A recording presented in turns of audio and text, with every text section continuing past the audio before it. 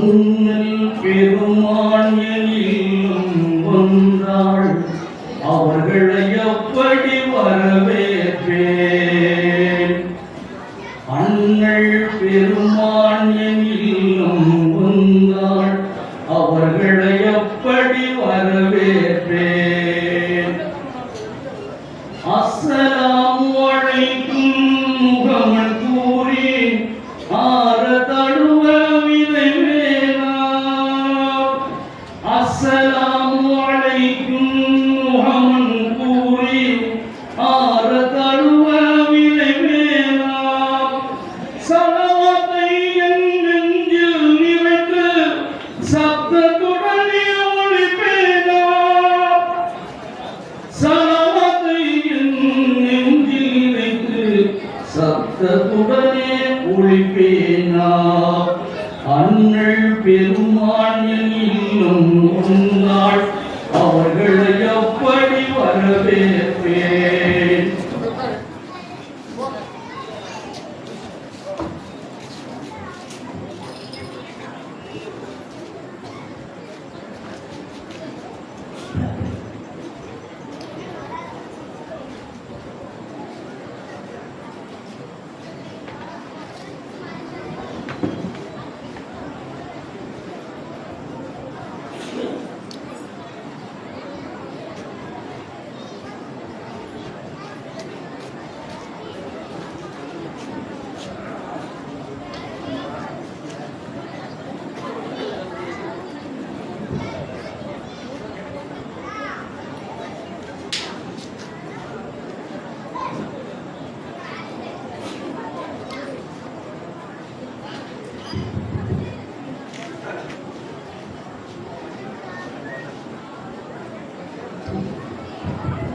Assalamualaikum warahmatullahi wabarakatuh.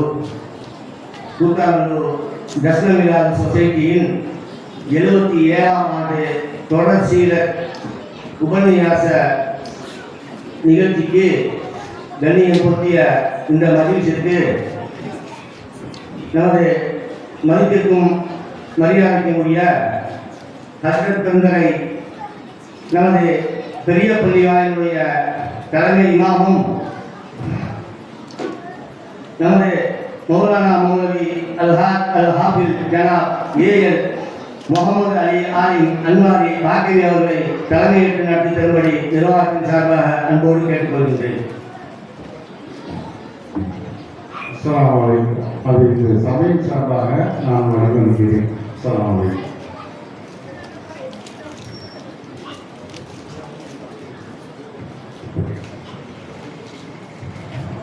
السلام عليكم ورحمة الله وبركاته.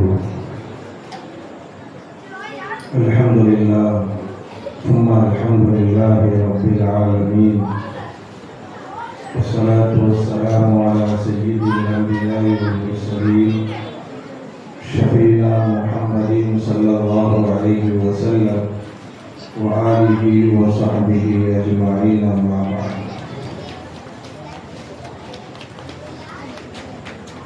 நமது தர்ஷன மிலாத் சொசைட்டியின் 77ஆம் ஆண்டு தொடர் உபன்யாச நிகழ்ச்சி இன்ஷா அல்லாஹ் இன்றைய தினம் ஆரம்பிக்க இருக்கின்றன. வல்ல ரஹ்மான் இந்த நிகழ்ச்சி நடைபெறுவதற்கு யார் யாரெல்லாம் உறுதுணையாக இருந்தார்களோ அத்துணை மக்களுக்கும் அல்லாஹ் இம்மையிலும் மறுமையிலும் மேலான நற்கூலி வழங்குவானாக. புனிதமிக்க இந்த மஜ்லிஸையும் இந்த மஜ்லிஸிற்கு வருகை தந்தவர்களையும் அல்லாஹ் கபூல் செய்வானாக. இன்று முதல் இறுதி நாள் வரை எல்லா நிகழ்ச்சிகளும் எவ்வித குறையும் இல்லாமல் நிறைவான முறையில் நடைபெறுவதற்கு வல்ல ரஹ்மான் தௌஃபீக் செய்வானாக என்ற துஆவோடு இந்த புனிதமிக்க மஜ்லிஸை ஆரம்பம் செய்வதற்காக வேண்டி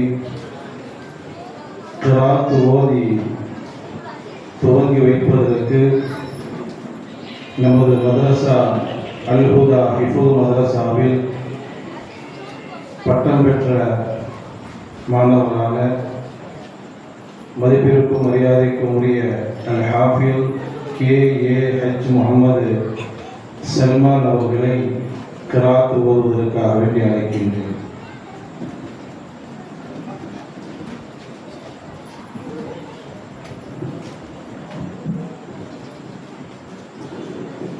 السلام عليكم ورحمة الله وبركاته.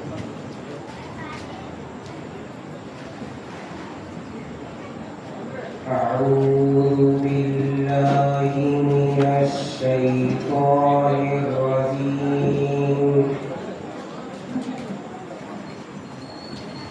بسم الله الرحمن الرحيم.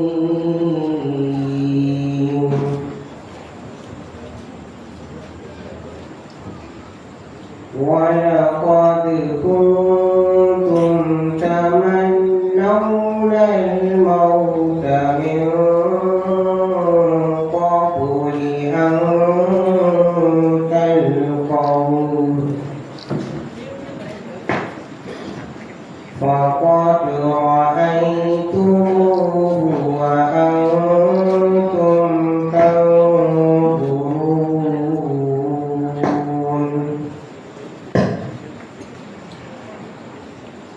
وما محمد إلا رسول قد خلت من قبله الرسل أفإن مات أو قتل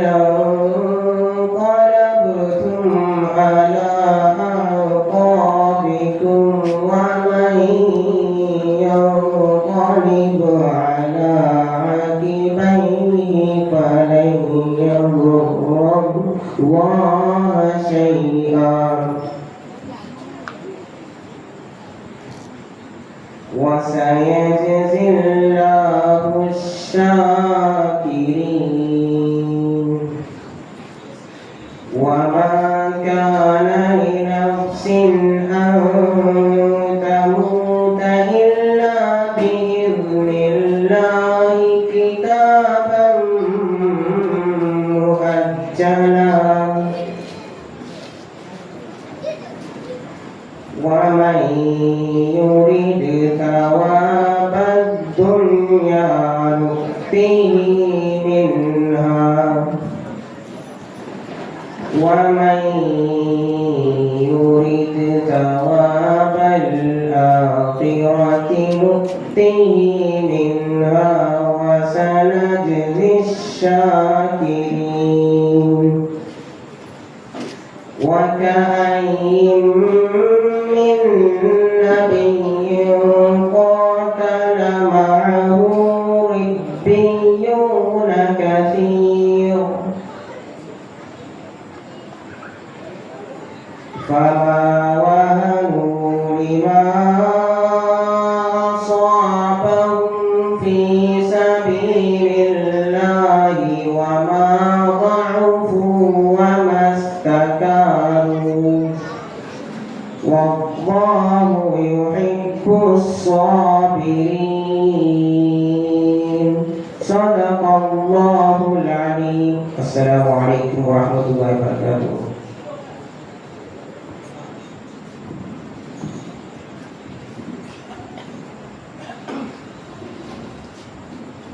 அடுத்ததாக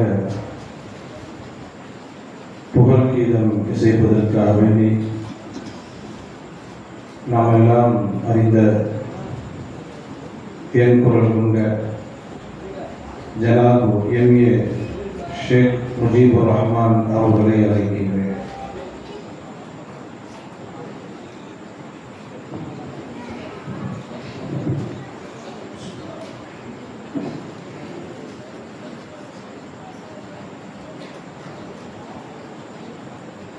மக்காவில் உதித்த எழில் நிலா மன்னர் முஹம்மது நபியுல்லாஹ். மக்காவில் உதித்த எழில் நிலா மன்னர் மன்னர் முஹம்மது நபியுல்லாஹ் ஹக்கின் ரகசிய நூருல்லாஹ் ஹக்கின் ரகசிய நூருல்லாஹ் அஹ்மத் யா ரசூலுல்லாஹ் மக்காவில் உதித்த எழில் நிலா மன்னர் முஹம்மது நபியுல்லாஹ் தகுன் ரகுமான் அருள்கொடையாய் தாரணி எங்கும் செழித்திடவே தாழ்ந்தோர் உயர்ந்தோர் கொண்டவே தகுதிக்கு உரிமை வழங்கிடவே மக்கள் வாழ்வு மலர்ந்திடவே மக்கள் வாழ்வு மலர்ந்திடவே மன்னாதி மன்னருக்கும் மாபரன் தூதாய் மக்காவில் உதித்த எழில் நிலா மன்னர் முஹம்மது நபியுல்லாஹ் பஞ்சையில் உதவும் நெஞ்சினாய் பகைவரும் பணியும் அதிபதியாய் கொஞ்சிடும் குரசி குளமணியாய் குபிரிருள் போக்கிடும் தீச்சுடராய் தஞ்சமே வழங்கும் மகிமதியாய் தஞ்சமே வழங்கும் மகிமதியாய் குணத்தனைக்கும் ஆமின பொன்னான கனியாய் மக்காவில் உதித்த எழில் நிலா மன்னர் முஹம்மது நபியுல்லாஹ் இளமைய வாழ்வு மலர்ந்திடவே வேதனை அடிமை நீங்கிடவே நாகன் ஒருவன் என்றிடவே அந்த போதனை முறையை புகழ்ந்திடவே காதம் கஸ்தூரி கமழ்ந்திடவே பாதம் கஸ்தூரி கமழ்ந்திடவே கருதி கிரிதாசன் ஈமான் என்னாலும் கொள்ளவே மக்காவில் உதித்த எழில் நிலா மன்னர் முஹம்மது நபியுல்லாஹ் ஹக்கின் ரகசிய நூருல்லாஹ் ஹக்கின் ரகசிய நூருல்லாஹ் அஹ்மத் யா ரசூலுல்லாஹ் மக்காவில் உதித்த எழில் நிலா மன்னர் முஹம்மது நபியுல்லாஹ். அஸ்ஸலாமு அலைக்கும் வரஹ்மத்துல்லாஹி வபரகாத்துஹு.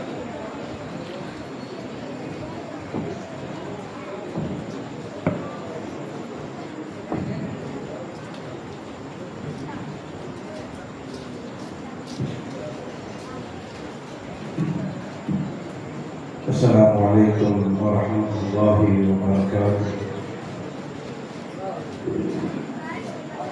الحمد لله ثم الحمد لله رب العالمين والصلاة والسلام على سيد الأنبياء والمرسلين شفينا محمد صلى الله عليه وسلم وآله وصحبه أجمعين أما بعد.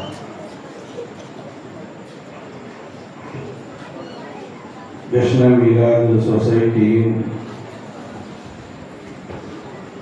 77ஆம் ஆண்டு தொடர் உபன்யாச நிகழ்ச்சியில் கலந்து கொள்ளக்கூடிய நல்ல நசீபை அல்லாஹ் நமக்கு தந்து அருள் புரிந்திருக்கிறார். அல்ஹம்துலில்லாஹ்.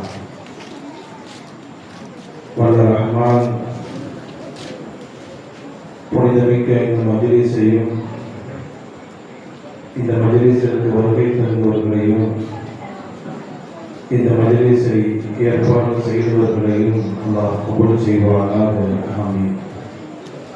சிறப்பான இந்த மஜ்லிஸை இம்மைக்கும் வறுமைக்கும் பயனுள்ள மஜ்லிஸாக அல்லாஹ் ஆக்கி அருள் புரிவானாக. ஆமீன். பெண்களுக்கும் மரியாதைக்கும் உரிய அல்லாஹ்வின் நல்லடியார்களே, தலைமை உரை என்ற அடிப்படையில் ஒரு சில விஷயங்களை மட்டும் சொல்லிக்கொள்ள ஆசைப்படுகிறேன். அன்பான பெருமக்களே, இஸ்லாமிய சமுதாயம், முஸ்லிம் சமுதாயம் என்பது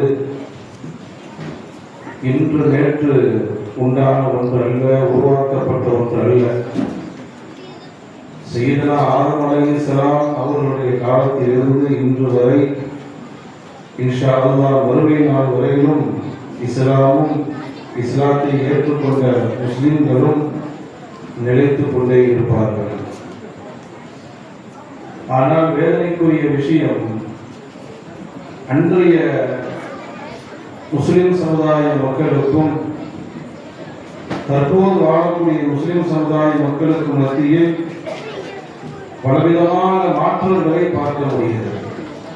வாழ ஒண்ணுதான், ஹதீஸ் ஒண்ணுதான், அல்லாஹ் ஒண்ணுதான், ரசூல் ஒண்ணுதான், ஆனால் வாழ்க்கை மட்டும் வித்தியாசமாக இருக்கிறது.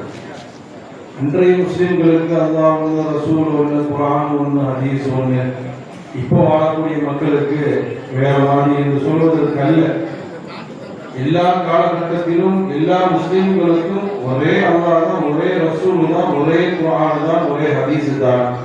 இருந்தாலும் அன்றைய முஸ்லிம்களுடைய வாழ்க்கைக்கும் தற்போது வாழக்கூடிய முஸ்லிம்களுடைய வாழ்க்கைக்கு மத்தியில் சிறு வித்தியாசம் அல்ல, பெரும் வித்தியாசத்தை பார்க்க முடிகிறது.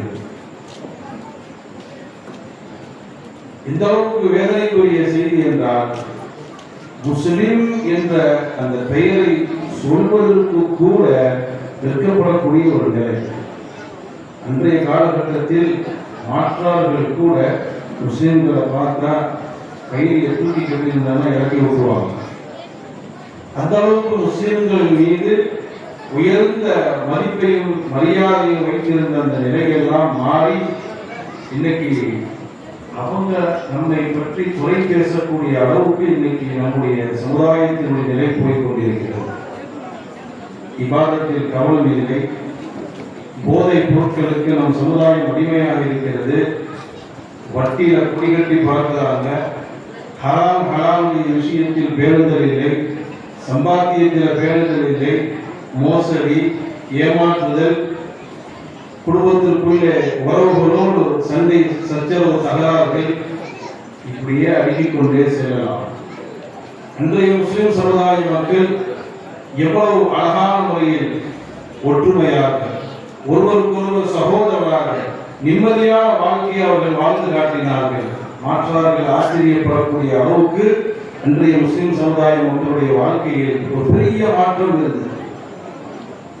பல மாற்றார்கள் கூட முஸ்லிம்களுடைய வாழ்க்கையை பார்த்து இஸ்லாத்தை ஏற்றுக்கொண்டிருக்கிறார்கள். இன்னைக்கெல்லாம் ஒரு ஆள் முஸ்லீமாக ஆகணும்னு நினைச்சா கூட முஸ்லீமை பார்த்து இல்லப்பா நம்ம இருக்கிற மதத்திலே இருந்துடலாம் என்று நினைக்கும் அளவுக்கு இன்னைக்கு முஸ்லீம் கல்ச்சர் வெரி ஒஸ்டா போயிட்டு இருக்கு. அதில் நான் சொல்ல வரக்கூடிய செய்தி ரொம்ப மோசமான ஒரு நிலை. இல்லற வாழ்க்கை, குடும்ப வாழ்க்கை, கணவன் மனைவிக்கு மத்தியில் வாழக்கூடிய அந்த வாழ்க்கை இன்னைக்கு காரணமாக போயிட்டு.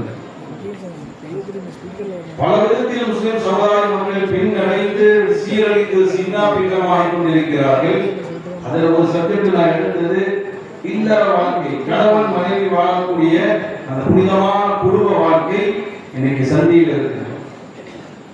நிறைய குடும்பங்களை நாம் சற்று அலசி பார்த்தால் கணவன் மனைவிக்கு மத்தியில் வேண்டா வெறுப்போடு, ஒரே வீட்டில் வேண்டா வெறுப்போடு, சண்டை சச்சரவுகளோடு, பேச்சுவார்த்தை இன்றி வாழக்கூடிய குடும்பங்களை பார்க்கிறோம். கணவன் மனைவியா இருக்கிறாங்க, பேரோடு தான் இருக்கிறாங்க, எப்ப பார்த்தாலும் சண்டை தான். இப்படி சில மக்களை பார்க்கலாம்.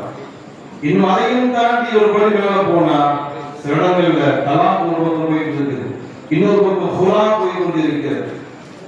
அன்பான பெருமக்களே, ரொம்ப மோசமான ஒரு காலகட்டத்தை இந்த சம்பாதித்துக் கொண்டிருக்கிறோம். பிரபலியமான ஒரு ஊரு, முஸ்லிம்கள் வாழக்கூடிய நிறைந்த ஊரு. அந்த ஊர்ல உள்ள ஒரு காதி சொல்றாரு, இந்த வருஷம் எங்க ஊர்ல 100 நிக்காக நடந்தது. இந்த வருஷம் எங்க ஊர்ல 100 நிக்காக நடந்தது. அதே இந்த வருஷத்துல 60க்கும் அதிகமான தலாக்கும் நடைபெற்று இருக்கிறது. 100 நிக்காக ஒரு பக்கம் நடைபெற்றாலும் அது 60% நிறைய தலாக்குல போய் முடியுது, ஹுலால போய் முடியுது. சலாஹுத்தீன் அய்யூபி நம்முடைய சீஃப் காசி, சென்னை சீஃப் காசி மருத்துவம் அவர்கள் சொல்லுவார்கள், ஆரம்பத்தில் சொல்லியிருக்கிறாங்க, 2000க்கு மேல முஸ்லிம் சமுதாய மக்களுக்கு அதிகமான டைவர்ஸ், அந்த விவாகரத்து ரொம்ப அதிகமாக இருக்குது. அது ரொம்ப ஜாஸ்தியா குலாதான் இருக்கலாம். குலான்னு சொன்னா என்ன? பெண்ணு மாப்பிள்ளைய வேண்டாம்னு சொல்றது.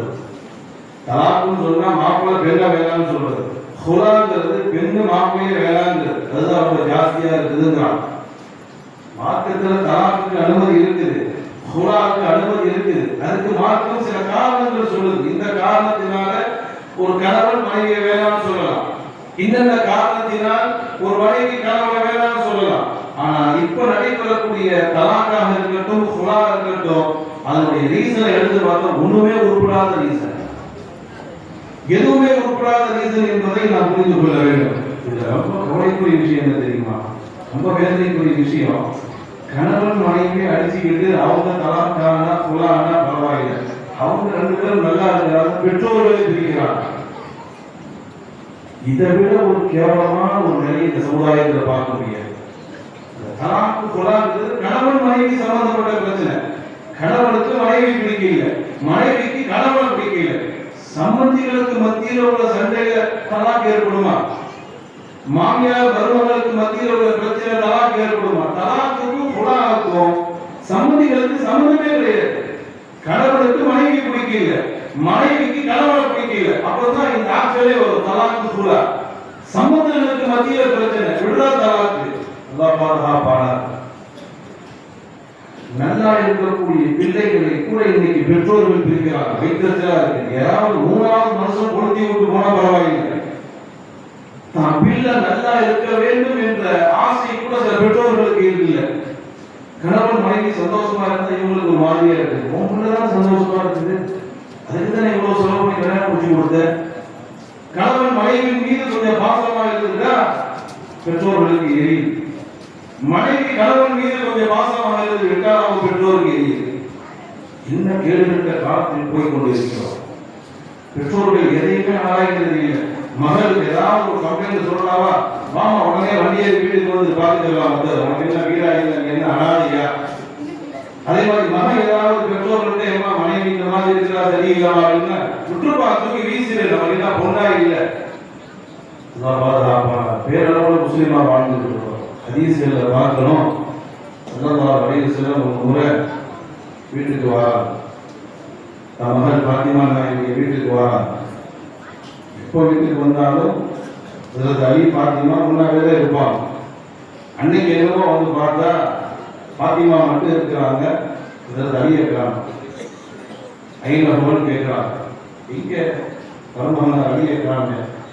இல்லை பைனி பைனப்பு செய்வோம், எனக்கு அவங்களுக்கு மத்தியில் சின்ன ஒரு கருத்து வேறுபாடு, அதனால கோச்சிக்கிட்டு வெளியில் போயிட்டாங்க, எங்கே போனாங்கன்னு சொல்லவும் இல்லை, கோச்சிட்டு போயிட்டாங்க. ஸல்லல்லாஹு அலைஹி வஸல்லம் அவர்கள் ஒரு சஹாபியை கூப்பிட்டு போய் அலியை கொஞ்சம் பார்த்துட்டு வாங்க, எங்கே இருக்கிறாங்கன்னு பார்த்துட்டு வாங்க. அந்த சஹாபியை சுற்றி பார்த்துட்டு பள்ளிவாசலில் படுத்துருக்கிறாங்க. ரலியல்லாஹு அன்ஹு பள்ளிவாசலில் படுத்துருக்கிறாங்க. ஸல்லல்லாஹு அலைஹி வஸல்லம் அவங்கள்ட்ட வந்து யார சொல்லலாம், ஹஜ்ரத் அலி நாயகம் பள்ளிவாசலில் படுத்துருக்கிறாங்கன்னு சொன்ன உடனே ஸல்லல்லாஹு அலைஹி வஸல்லம் அவர்கள் உடனே பள்ளிவாசலுக்கு போகலாம். போனால் ஹஜ்ரத் அலி நாயகத்தினுடைய இருந்த தோளில் கடந்த ஷால் கீழே வந்துருக்குது, மண்ணில் படுத்துருக்கிறாங்க. உங்களுடைய பள்ளிவாசல் அப்படிதான் இருக்கும், மண்ணால் உள்ளது தானே. மண்ணில் படுத்துருக்கிறாங்க, முதுகுல பூரா மண் ஒட்டி இருக்குது. ரசூலுல்லாஹுடைய வழிமுறையை பார்க்க இன்னைக்கு இருக்கக்கூடிய பெற்றோர்கள் சின்ன விஷயமா இருந்தாலும் அதை பற்றி ஆராய்ச்சி செய்யாம உடனே தலாக்கு போயிடலாம், உடனே குலாக்கு போயிடலாம்.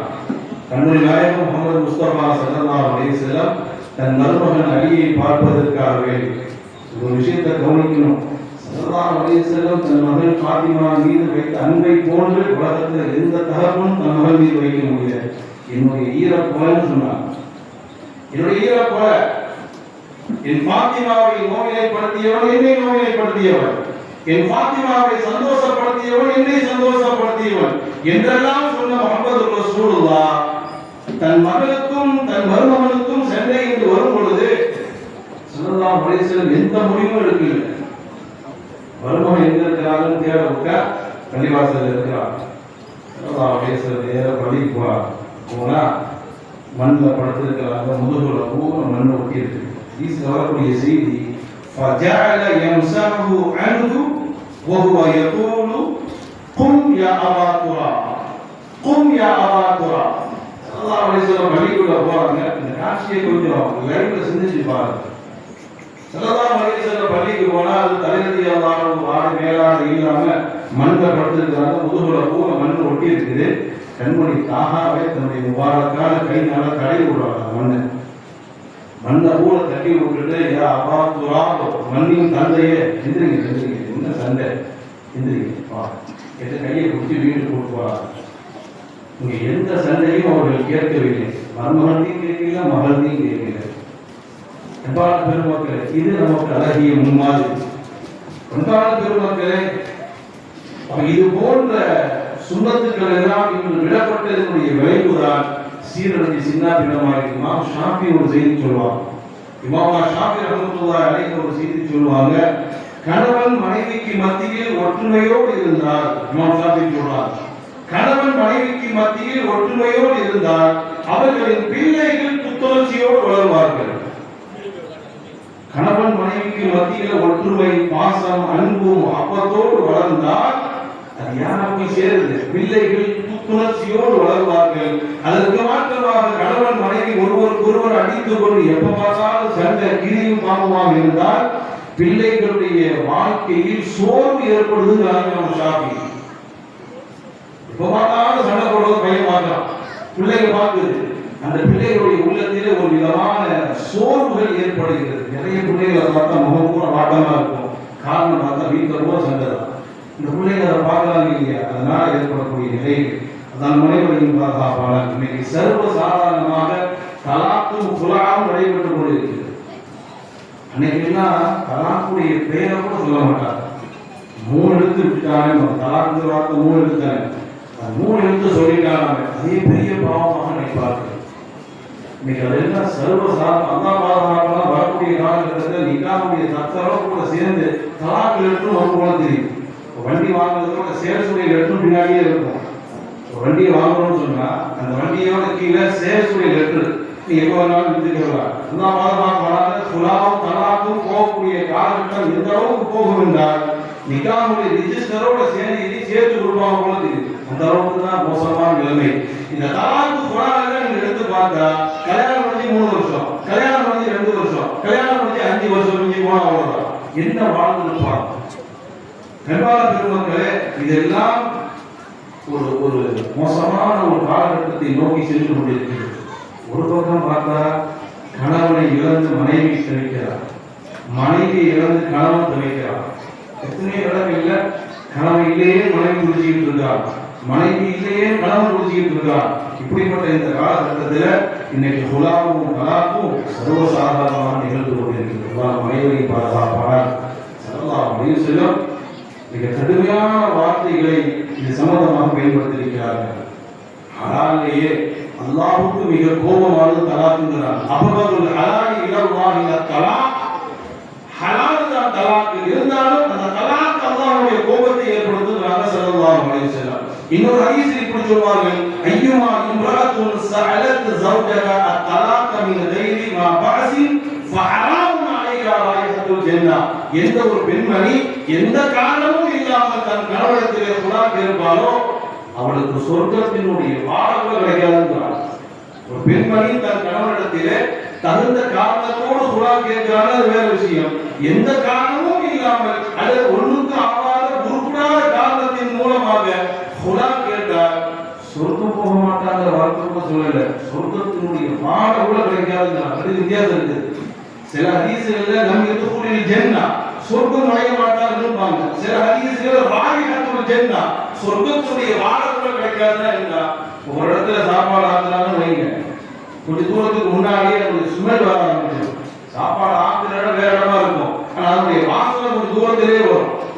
ரசூலுல்லாஹ் என்ன சொல்றாங்க, சொர்க்கத்தினுடைய வாடகை கூட கிடைக்காதுன்னா சொர்க்கத்துக்கு ரொம்ப தூரத்துல இருக்கான்னு அர்த்தம். சொர்க்கம் போக மாட்டாங்க, சொர்க்கத்தினுடைய வாசல்கள் கூட நிக்கலாம், ஆனா உள்ள போக முடியாது. சொர்க்கத்தினுடைய வாடகை கூட அவங்களுக்கு கிடைக்காதுன்னா சொர்க்கத்திலிருந்து ரொம்ப தூரத்தில் இருக்கிறான்னு அர்த்தம். அதான் அனைவரையும் பாதுகாப்பாளர். அன்பான பெருமக்களே, ஒரு மனிதர் ஸல்லல்லாஹு அலைஹி வஸல்லம் அவங்க இன்னைக்கு தலாக்கு குரான சர்வசாதாரணமாக நினைச்சிட்டு இருக்கான். அது பிடிக்கல, அவ்வளவுதான் கலந்துக்க வேண்டியதான். சர்வசாதாரணமாக அதிகமாக நினைத்துக் கொண்டிருக்கிறார்கள். ஸல்லல்லாஹு அலைஹி வஸல்லம் அவருடைய காலகட்டத்தில் ஒரு மனிதர் ஒரே நேரத்தில் 3 தலாக் தொடர்ந்து அடிச்சார். அதுக்கு அனுமதி இருக்குது. அதே சமயத்தில் அது அல்லாஹ் சொன்னது 3 தலாக்குங்கிறது ஒரே நேரத்தில் இருந்தது இல்ல. முதல்ல ஒரு தலாக் கொடு, அப்புறம் பிரி, திருப்பி சேர்ந்து வாழ்றதுக்கு முயற்சி செய், நல்லபடியா வாழ்ந்துட்டா வாழ்ந்துக்கோ, அப்போ வாழ முடியலையா திருப்பி இன்னொரு தலாக் கொடு. டைமிங்காக தலாக் கொள்ள வேண்டும். 3 தலாக்குடைய ஆப்ஷன் கொடுத்தது காரணமே ஒரு நேரம் இல்லாம ஒரு நேரம் திருந்தறதுக்கு வாய்ப்பு இருக்கு. அந்த மனுஷன் என்ன செஞ்சாரு, எடுத்த உடனே 3 தலாக் கொடுத்தார். ஸல்லல்லாஹு அலைஹி வஸல்லம் அவர்களுக்கு இந்த செய்தி எட்டியவுடன் ஃபகாம அதுபான், மிக கடுமையாக கோபப்பட்டார்கள். கோபப்பட்டு சொன்னார்கள், அயல்அபு ஃபி கிதாபில்லாஹி வ அன பைன அம்ஹரிக்கும், நான் உயிரோடு இருக்கும் பொழுதே அல்லாஹ்வுடைய குர்ஆனை விளையாடுறீங்களா? நான் உயிரோடு இருக்கும் பொழுதே அல்லாஹ்வுடைய குர்ஆனை விளையாடுகிறீர்களா? நம்ம கடுமையாகப்பட்டதாக, நம்ம கடுமையாக கோபப்பட்டதாக ஹதீஸ்ல பார்த்தோம். 3 தலாக் அனுமதி இருக்குது. அதை விடுவதற்கு ஒரு முறையும் அல்லாஹ் வைத்திருக்கிறான். அந்த முறையை பயன்படுத்துறது. எடுத்தவங்க 3 தலாக் அடிச்சாரா? ஸல்லல்லாஹு அலைஹி வஸல்லம் மிக கடுமையாக கோபப்பட்டாங்க. இன்னைக்கு அது அனுமதி இருக்குது. இஷ்டத்துக்கு தலாக், இஷ்டத்துக்கு ஃபுலா, அல்லாஹ்வுடைய கிதாபில் விளையாடிட்டு இருக்காங்க. ஒரு ஹதீஸ் கூட வருது, இமாம் தபரானி பதிவு செய்யறாங்க. ஹதீஸ் தைஃப் என்றும் சிலர்கள் மௌது என்றும் சொல்கிறார்கள். இருந்தாலும் தபரானியில் பதிவு செய்யப்பட்ட ஹதீஸ் நாயும் சொன்னார்கள், தஸவ்வஜு வலா துகல்லிஃபு, நிக்காஹ் முடிங்க, தலாக் பண்ணாதீங்க காரணம் இல்லாம. நிக்காஹ் முடிங்க, வாழ்றதுக்கு தான் அல்லாஹ் பெண்ணை தந்திருக்கிறான், வாழ்றதுக்கு தான் அல்லாஹ் இல்லாத வாழ்க்கை தந்திருக்கிறான். நிக்காஹ் முடிங்க, தலாக் விடாதீர்கள். ஃபஇன்ன தலாக யஹ்தஸு மின்ஹு அர்ஷுர் ரஹ்மான், தலாக் விடும் பொழுது அல்லாஹ்வுடைய அர்ஷ் ஆடுது. தலாக் விடும் பொழுது அல்லாஹ்வுடைய அர்ஷ் ஆடுது என்று சொல்லக்கூடிய இந்த ஹதீஸ் இமாம் தபரானி அவர்கள் பதிவு செய்திருக்கிறார்கள். இன்னொரு ஹதீஸில் நான் சொல்வார்கள், அல் முன்தஸிஆத்து வல் முக்தரிஆத்து ஹுன்னல் முனாஃபிகாத், எப்பொழுதும் தன் கணவனோடு சண்டை செய்யக்கூடியவள், எப்பொழுதும் தன் கணவனோடு சண்டை செய்யக்கூடியவள், அதுபோன்று தன் கணவனிடத்திலே புலாவை எதிர்பார்க்கக்கூடியவள், ஹுன்னல் முனாஃபிகாத், இதெல்லாம் முனாஃபிக் பெண்மணிகள் சொன்னார். தேவையில்லாம கணவனோடு சண்டை செய்யக்கூடியவர்கள், கணவனிடத்திலே தலாக்கை எதிர்பார்க்கக்கூடியவர்கள், புலாவை எதிர்பார்க்கக்கூடியவர்கள் முனாஃபிகீன்கள் என்று சொன்னார்கள் முஹம்மது ரசூலுல்லாஹ் ஸல்லல்லாஹு அலைஹி வஸல்லம். இன்னைக்கு பெரும்பாலான இடங்களில் கீரியும் பாம்புமாக தான் இருக்கிறான், நெருப்பும் பஞ்சுமாய் தான் இருக்கிறான். அல்லாஹ் மனைவி ஆனால் உண்மையில் திருமணம் என்பது என்ன, நிக்காஹ் என்பது என்ன? அல்லாஹ் ஜல்லஷானஹு வ தஆலா குர்ஆன்ல அவருடைய சிறப்பை பற்றி அல்லாஹ் சொல்றான். 2 இடத்துல மனிதனுக்கு நிம்மதியை அல்லாஹ் டிக்ளேர் செய்யறான் குர்ஆன்ல. மனிதனுக்கு நிம்மதி கிடைப்பது 2 இடத்துல அல்லாஹ் டிக்ளேர் செய்யறான் குர்ஆன்ல. முதலாவது அலா திக்ரில்லாஹி தத்மையின்னுல் குலூப், அல்லாஹ் திக்ர் செஞ்சா உள்ளத்துக்கு நிம்மதி கிடைக்கும். இன்னொரு இடத்தில் சொல்வாங்க, மின் ஆயாத்திஹி அன் ஹலகலக்கும் மின் அன்ஃபுசிக்கும் அஸ்வாஜன் லிதஸ்குனு இலைஹா, மனைவியின் மூலமாக ஒரு மனிதனுக்கு நிம்மதி கிடைக்கும். ஒரு மனிதனுக்கு நிம்மதியை அல்லாஹ் 2 இடத்துல வச்சிருக்கிறான். ஒன்று அல்லாஹ்வை திக்ர் செய்வதன் மூலமாக, இன்னொன்று மனைவியின் மூலமாக. அல்லாஹ் இன்னொரு இடத்துல அழகா சொல்லுவான், உன்ன லிபாசுல் லகும் அன்தும் லிபாசுல் லஹுன், கணவன் மனைவிக்கு ஆடையை போன்றவன், மனைவி கணவனுக்கு ஆடையை போன்றவன். என்ன அழகான ஓமை, என்ன அழகான ஓமை. கணவன் மனைவியுடைய வாழ்க்கையை அல்லாஹ் ஆடைக்கு ஒப்பிடுறான். அல்லாஹ் ஏன் ஆடைக்கு ஒப்பிட்டான் என்பதற்கு இமாம்கள் நிறைய விளக்கம் கொடுக்கிறார். சாதாரண ஒரு ஆடை இருக்குது, மனிதனுடைய குறைகளை மறைக்கும். உள்ள என்ன இருந்தாலும் வெளியில தெரியாது. ட்ரெஸ்ஸை போட்டா உள்ள கொப்பளம் இருந்தாலும் சரி, அல்லது புண்ணு இருந்தாலும் சரி, ட்ரெஸ் மறைச்சிருக்கும். 2வது, ட்ரெஸ் என்பது மனிதனை அழகுபடுத்தும். அது மாதிரி 3வது, ட்ரெஸ் உடலோடு ஒட்டி இருக்கும். ஆடை என்பது உடலோடு ஒட்டி இருக்கும். 4வது, குளிர், அதுபோன்று சூட்டில் இருந்து மனிதனை பாதுகாக்கும். அல்லாஹ் என்ன சொல்ல வர்றான், கணவன் மனைவியாக இருக்கக்கூடியவர்கள் ஒருவரை ஒருவர் மற்றவருடைய குறைகளை மறைக்கணும், ஒட்டி உறவாட வேண்டும், ஒருவர் ஒருவர் மற்றவரை அழகுபடுத்த வேண்டும் என்றெல்லாம் அல்லாஹ் ஜல்லஷானஹு வ தஆலா நமக்கு சொல்லி காட்டுகிறார். அன்பான பெருமக்கள், ஸல்லல்லாஹு அலைஹி வஸல்லம் சொல்வார்கள், மனைவிக்கு செலவு செய்யக்கூடியவன், மனைவியுடைய வாயில உணவை ஊட்டக்கூடியவன் சதகான்றார் ஸல்லல்லாஹு அலைஹி வஸல்லம். இப்படியெல்லாம் மார்க்கம் சொல்லி தரும் பொழுது, இன்னைக்கு திருமண வாழ்க்கையில் பின்தங்கிய நிலையில் நம் சமுதாயம் செல்வதற்கு என்ன காரணம்? நிறைய பேசிட்டு போலாம். இந்த நிலை ஏற்படுவதற்கு என்ன காரணம்? வாழ்றாங்களே தவிர எப்படி வாழணுங்கிறத படிக்கல. வாழ்றாங்களே தவிர எப்படி வாழ வேண்டும் என்பதை அவர்கள் அறிந்து கொள்ளவில்லை. வாழ்வதற்கு முன்னாடி எப்படி வாழ வேண்டும் வேண்டும் என்பதை தெரிய வேண்டும். இப்படி கணவன் மனைவிக்கு மத்தியில் தொடர்ந்து திருமணம் முடித்தவர்களாக இருந்தாலும் சரி, முடிக்கக்கூடியவர்களாக இருந்தாலும் சரி, இப்படியே தொடர்ந்து இந்த முசீபத்து போய்கிட்டே இருக்குது. இதற்கு என்ன தீர்வு?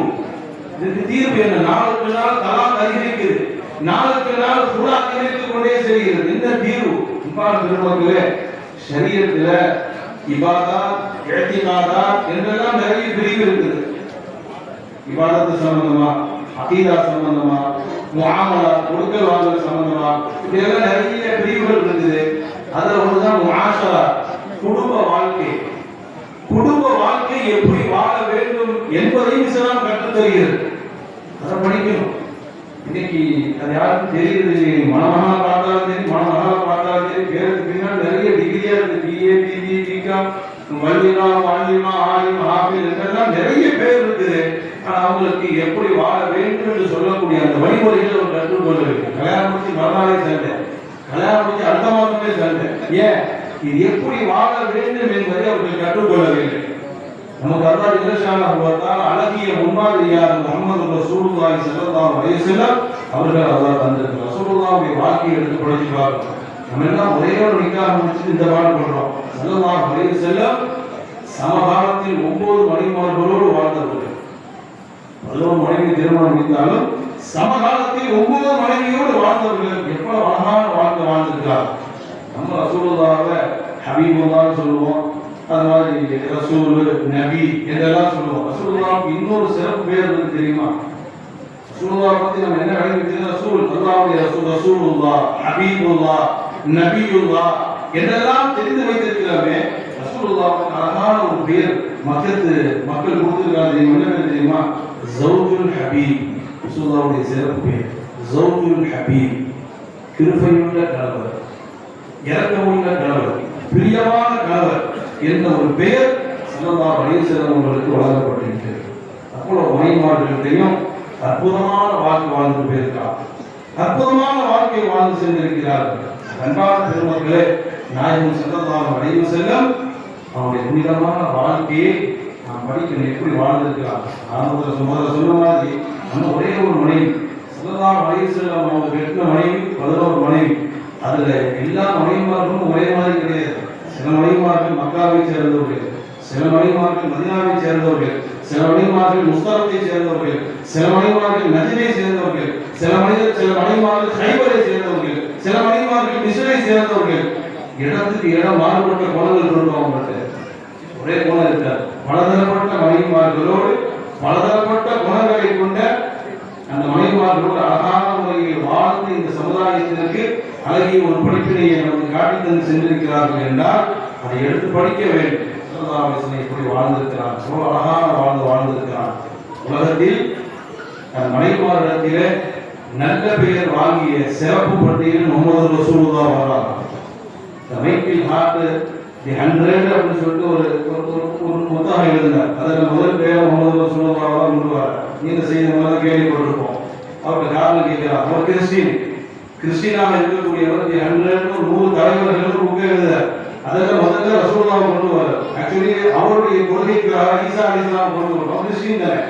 அவர்கிட்ட கேட்கிறாங்க, என்ன உன்னுடைய கடவுளை விட்டுட்டு ஈசாவை விட்டுட்டு பிரம்ம தலைவர் முஹம்மது ரசூலுல்லாஹ் கொண்டு வரீங்க, என்ன காரணம்? பல காரணங்கள் இல்லை. அதில் ஒரு காரணம் சொல்றாரு, முஹம்மது ரசூலுல்லாஹ், முஹம்மது ப்ராஃபட் முஹம்மது இருக்காரு. இந்த உலகத்தை விட்டு பிரியும் போது எல்லா மனைவிமார்களையும் நல்ல பேர் வாங்கிட்டு போயிருக்கிறார். அப்படி வேற தலைவர்கள் அவசியம் கிடைக்க மாட்டது. எல்லா மனைவிமார்களையும் நல்ல பெயரை வாங்கி செய்திருக்கிறார். நமக்கு முன்மாதிரி ரசூலுல்லாஹி ஸல்லல்லாஹு அலைஹி வஸல்லம் அவர்கள் இருக்கும் பொழுது நாம் அதில் கவனம் செலுத்தாமல் ஏதோ கல்யாணம் முடிச்சா வாழ்ந்துடலாம். வாழ்வதற்கு முன்னாடி எப்படி வாழ வேண்டும் என்பதை நாம் படித்துக் கொள்ள வேண்டும். சண்டை வருதுன்னா சண்டைக்கு தீர்வு தலாக் அல்ல. சண்டை வந்தா உடனே தலாக், சண்டை வந்தா உடனே சுலா. தலாக்கு சுலா அது தீர்வு அல்ல, அது தீர்வு அல்ல. அது நம்ம முடியாத கட்டம் வரும்போதுதான் கடைசி ஆப்ஷன் இருக்கு. உடம்பு சரியில்லாம உடனே வெளிநாட்டுக்கு போயிடுவாங்களா? உடம்பு சரியில்லை வந்த உடனே ஐசியூக்கு போயிடுவாங்களா?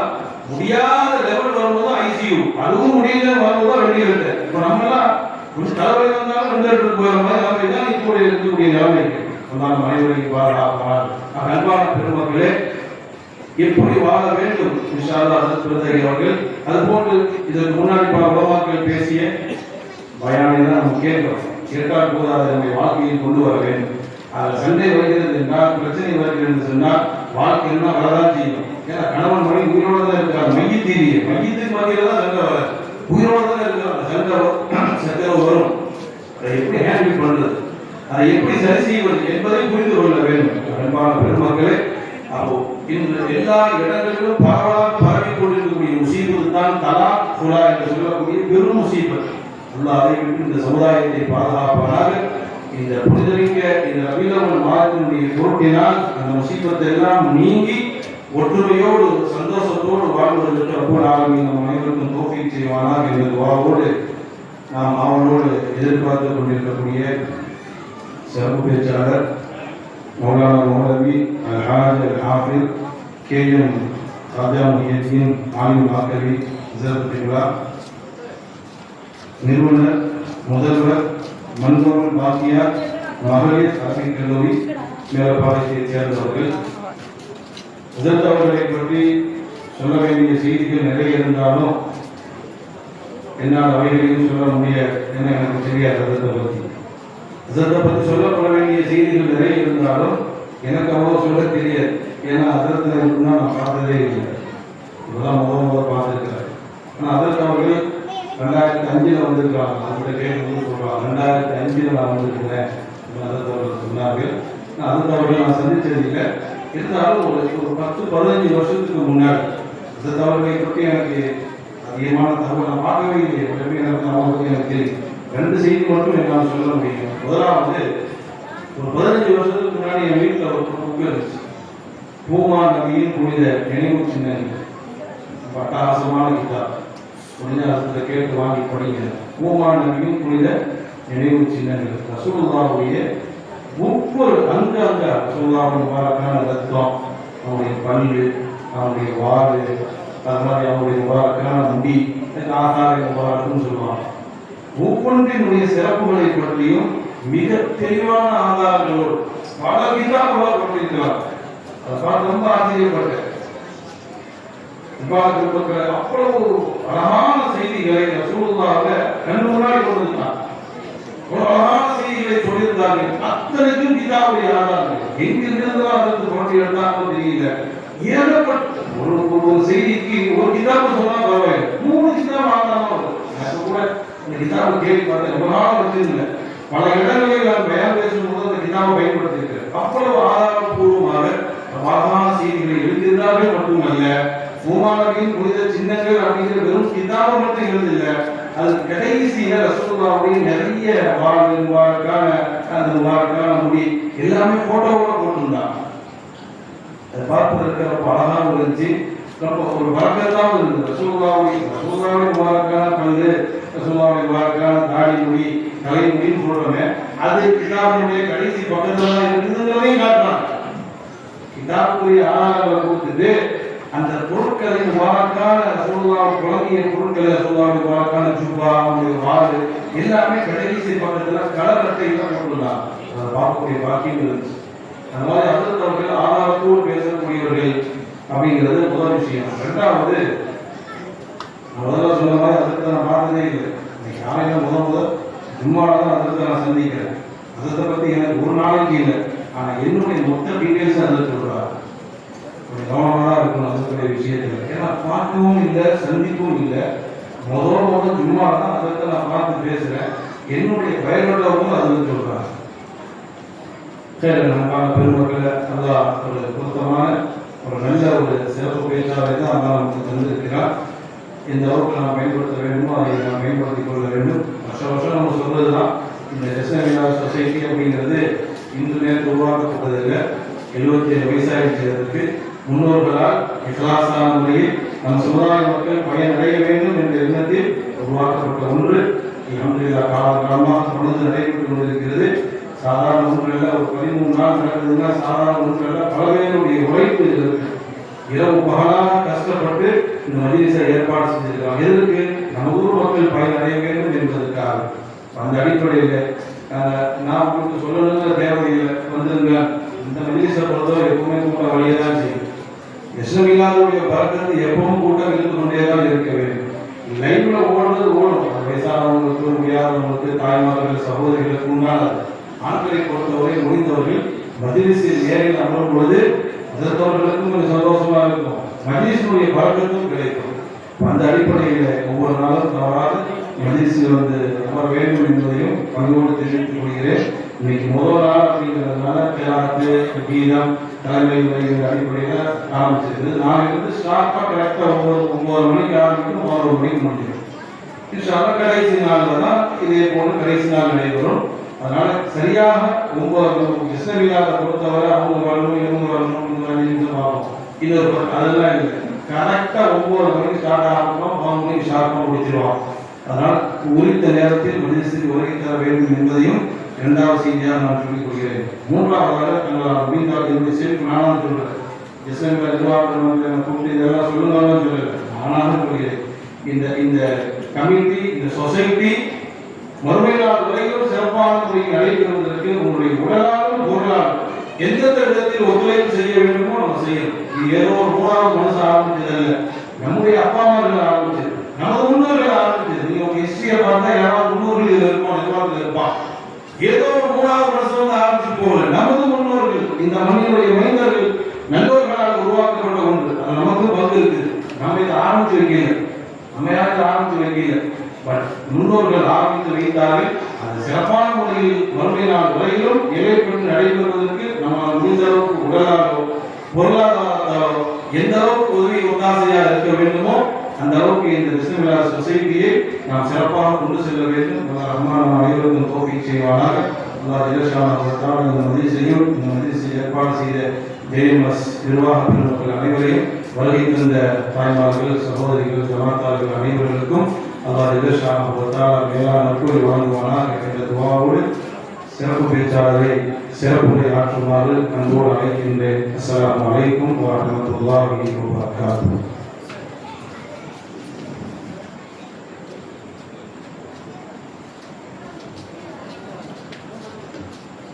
السلام عليكم ورحمة الله وبركاته. من ماء زمزم كان غسل الصدور ولزمزم الشرب الجسيم بمسندي. من ماء زمزم كان غسل الصدور ولزمزم الشرف الجسيم بمسندي. يا ربنا يا ربنا يا ربنا يا ربي صل على النبي محمد. يا ربنا يا ربنا يا ربنا يا ربي صل على النبي محمد. الحمد لله رب العالمين والصلاة والسلام على سيد المرسلين وآله وصحبه أجمعين. சரித்திர புகழ் வாய்ந்த மிகவும் சிறப்பான முறையில் நூற்றாண்டை நோக்கி சிறப்பாக சென்று கொண்டிருக்கக்கூடிய பெருமானாருடைய இந்த மீலாது விழாவினை, அதற்கு உயிரோட்டமாக செயல்பட்டு கொண்டிருக்கக்கூடிய பெரியார்கள், காலம் சென்றவர்கள், இப்பொழுது அதை தெளித்துக் கொள்ள முயற்சிகளை செய்து கொண்டிருக்கக்கூடிய கூத்தாநல்லூர் ஜஸ்னிய மீலா சொசைட்டி சார்ந்த அதனுடைய ஹாரிம்கள், முஹிப்பீன்கள் அத்தனை பேர்களுக்கும் அல்லாஹ் தஆலா பெருமானார் ஸல்லல்லாஹு அலைஹி வஸல்லம் அவர்களுடைய பரக்கத்தை கொண்டு எல்லா பாக்கியங்களையும் அல்லாஹ் தந்தருள் புரிவானாக. அருமையானவர்களே, பெருமானார் ஸல்லல்லாஹு அலைஹி வஸல்லம் அவர்களை அல்லாஹ் நமக்கு அறிமுகம் செய்கிற பொழுது எத்தனையோ வசனங்களை அல்லாஹ் சொல்லியிருந்தாலும் நாம் மௌலூத் ஷரீஃப் ஓதும் பொழுது முதல்ல ஆரம்பிக்கிறதே அதை கொண்டு தான் ஆரம்பிக்கும்.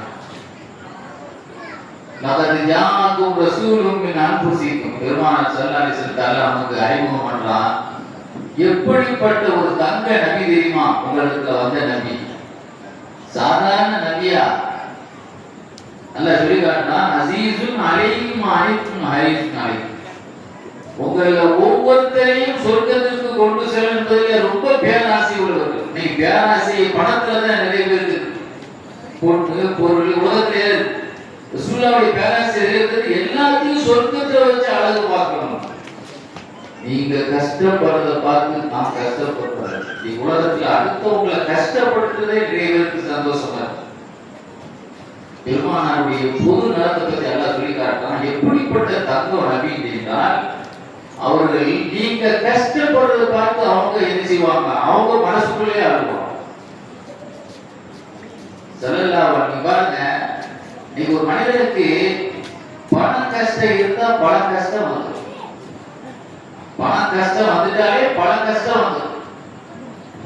நீங்க வீடு கட்டுறதுல இருந்து, பிள்ளைய கல்யாணம் முடிச்சு வைக்கிறதுல இருந்து, காலேஜில் படிக்க வைக்கிறதுல இருந்து, நான் ஒரு பிசினஸ் ஆரம்பிக்கிறதுல இருந்து, வெளிநாட்டுக்கு எதுவானாலும் பணம் இல்லாவிட்டால் எந்த காரியத்தையும் செய்ய முடியாது.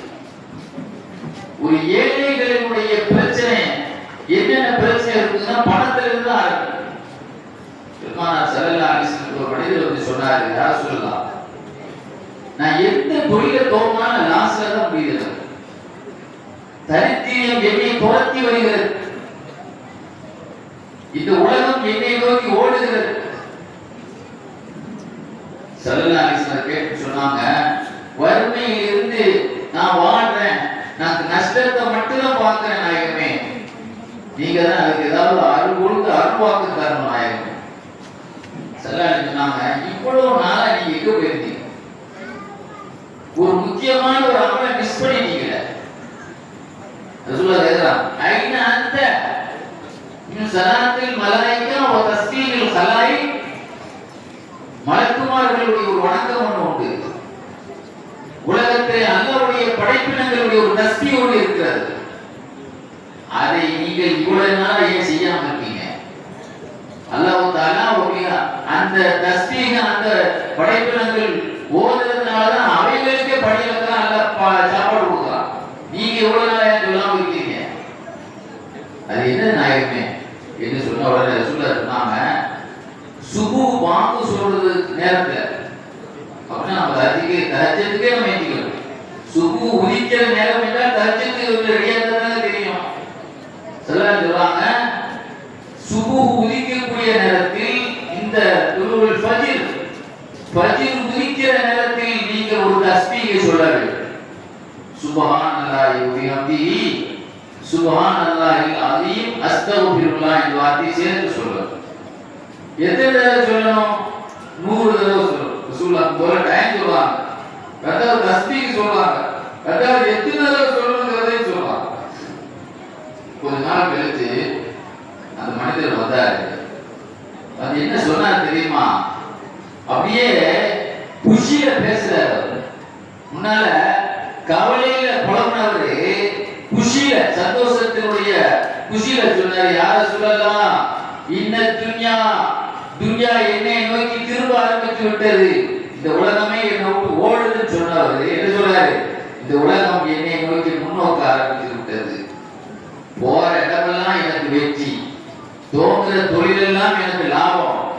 எந்த அளவு என்றால் லாதிரி ஐனா அல்லாஹ்வா, என்னுடைய பணங்களை வைக்கவே இடம் இல்லை. நீ ஒரு 50 லட்சம் ரூபாய் பணத்தை ஒரு பெட்டிக்குள்ள வைக்க முடியும். நம்ம வச்சிருக்கிற சூட்கேஸ் பார்த்தீங்களா, அது மேல இருந்து எங்கூட வைக்க முடியும். அப்போ வைக்கவே இடம் இல்லைங்க. லாதிரி ஐனா அல்லாஹ்வா, அவ்வளவு பெரிய ஒருவேளை சாப்பாடுக்கு ரசூலை வழி பண்ணவுள்ள கோடீஸ்வரன் ஆகி விட்டுட்டாங்க ஸல்லல்லாஹு அலைஹி வஸல்லம். எப்படிப்பட்ட நபி பாருங்க. குல்ஹுவல்லாஹ் சூரா நாம சின்ன பிள்ளைகளை ஓத சொன்னா கூட ஓதிடும். குல்ஹுவல்லாஹ் சூரா அதனுடைய தப்சீர் எடுத்து பாருங்க. தப்சீர் சாகில் எழுதியிருப்பாங்க, எத்தனையோ ஹதீஸ்கள் எழுதியிருப்பாங்க. அதுல ஒரு ஹதீஸ் ரசூலுல்லாஹ்ட்ட, ஒரு மனிதர் கஷ்டமா இருக்கு நாயகமே, பணம் கஷ்டமா இருக்கு நாயகமே, குடும்பமே ரொம்ப கஷ்டப்படுது பணத்தினால என்று ஒரு வறுமையை முறையிட்டு சொல்லும்போது ரசூலுல்லாஹ் சொல்லுவாங்க, நான் ஒரு வழி சொல்றேன், உன் வீட்டுக்கு போ, உன் வீட்டுல நுழைகிற பொழுது ஆள் இல்லாவிட்டால் முதல்ல வீட்டுல போனவங்க சலான்னு சொல்லு. ஆள் இருந்தா, ஆள் இல்லாவிட்டா நீ எம்மையில சலான்னு சொல்லு. சொல்லிட்டு குருவல்லா சூலா ஒரு தடவை சலான்னு சொல்லலாம். குருவல்லா சூலா வெண்ணையை வச்சுக்கிட்டு நெய்க்கு அலையிறது எவ்வளவு பெரிய ஒரு தங்க மந்திரம் தெரியுமாங்க. அது நம்ம சாதாரணமா அது தெரியாம இருக்கணும். வீட்டுல நீ என்ன செய்யணும்? நுழையணும், யாராவது இருந்தா சலான் சொல்லணும், இல்லாவிட்டா எம்மியும் சலான் சொல்லிட்டு ஒரு தடவை குழுலா போது அல்ல என்ன செய்வோம்? பரகத்து செய்வான்னு சொன்னாங்க. எந்த அளவு சொன்னால் அந்த மனிதன் ஓதினால் அதன்படி செய்தால் அதனுடைய பரக்கத்தினால கிதாபுல எழுதுறாங்க,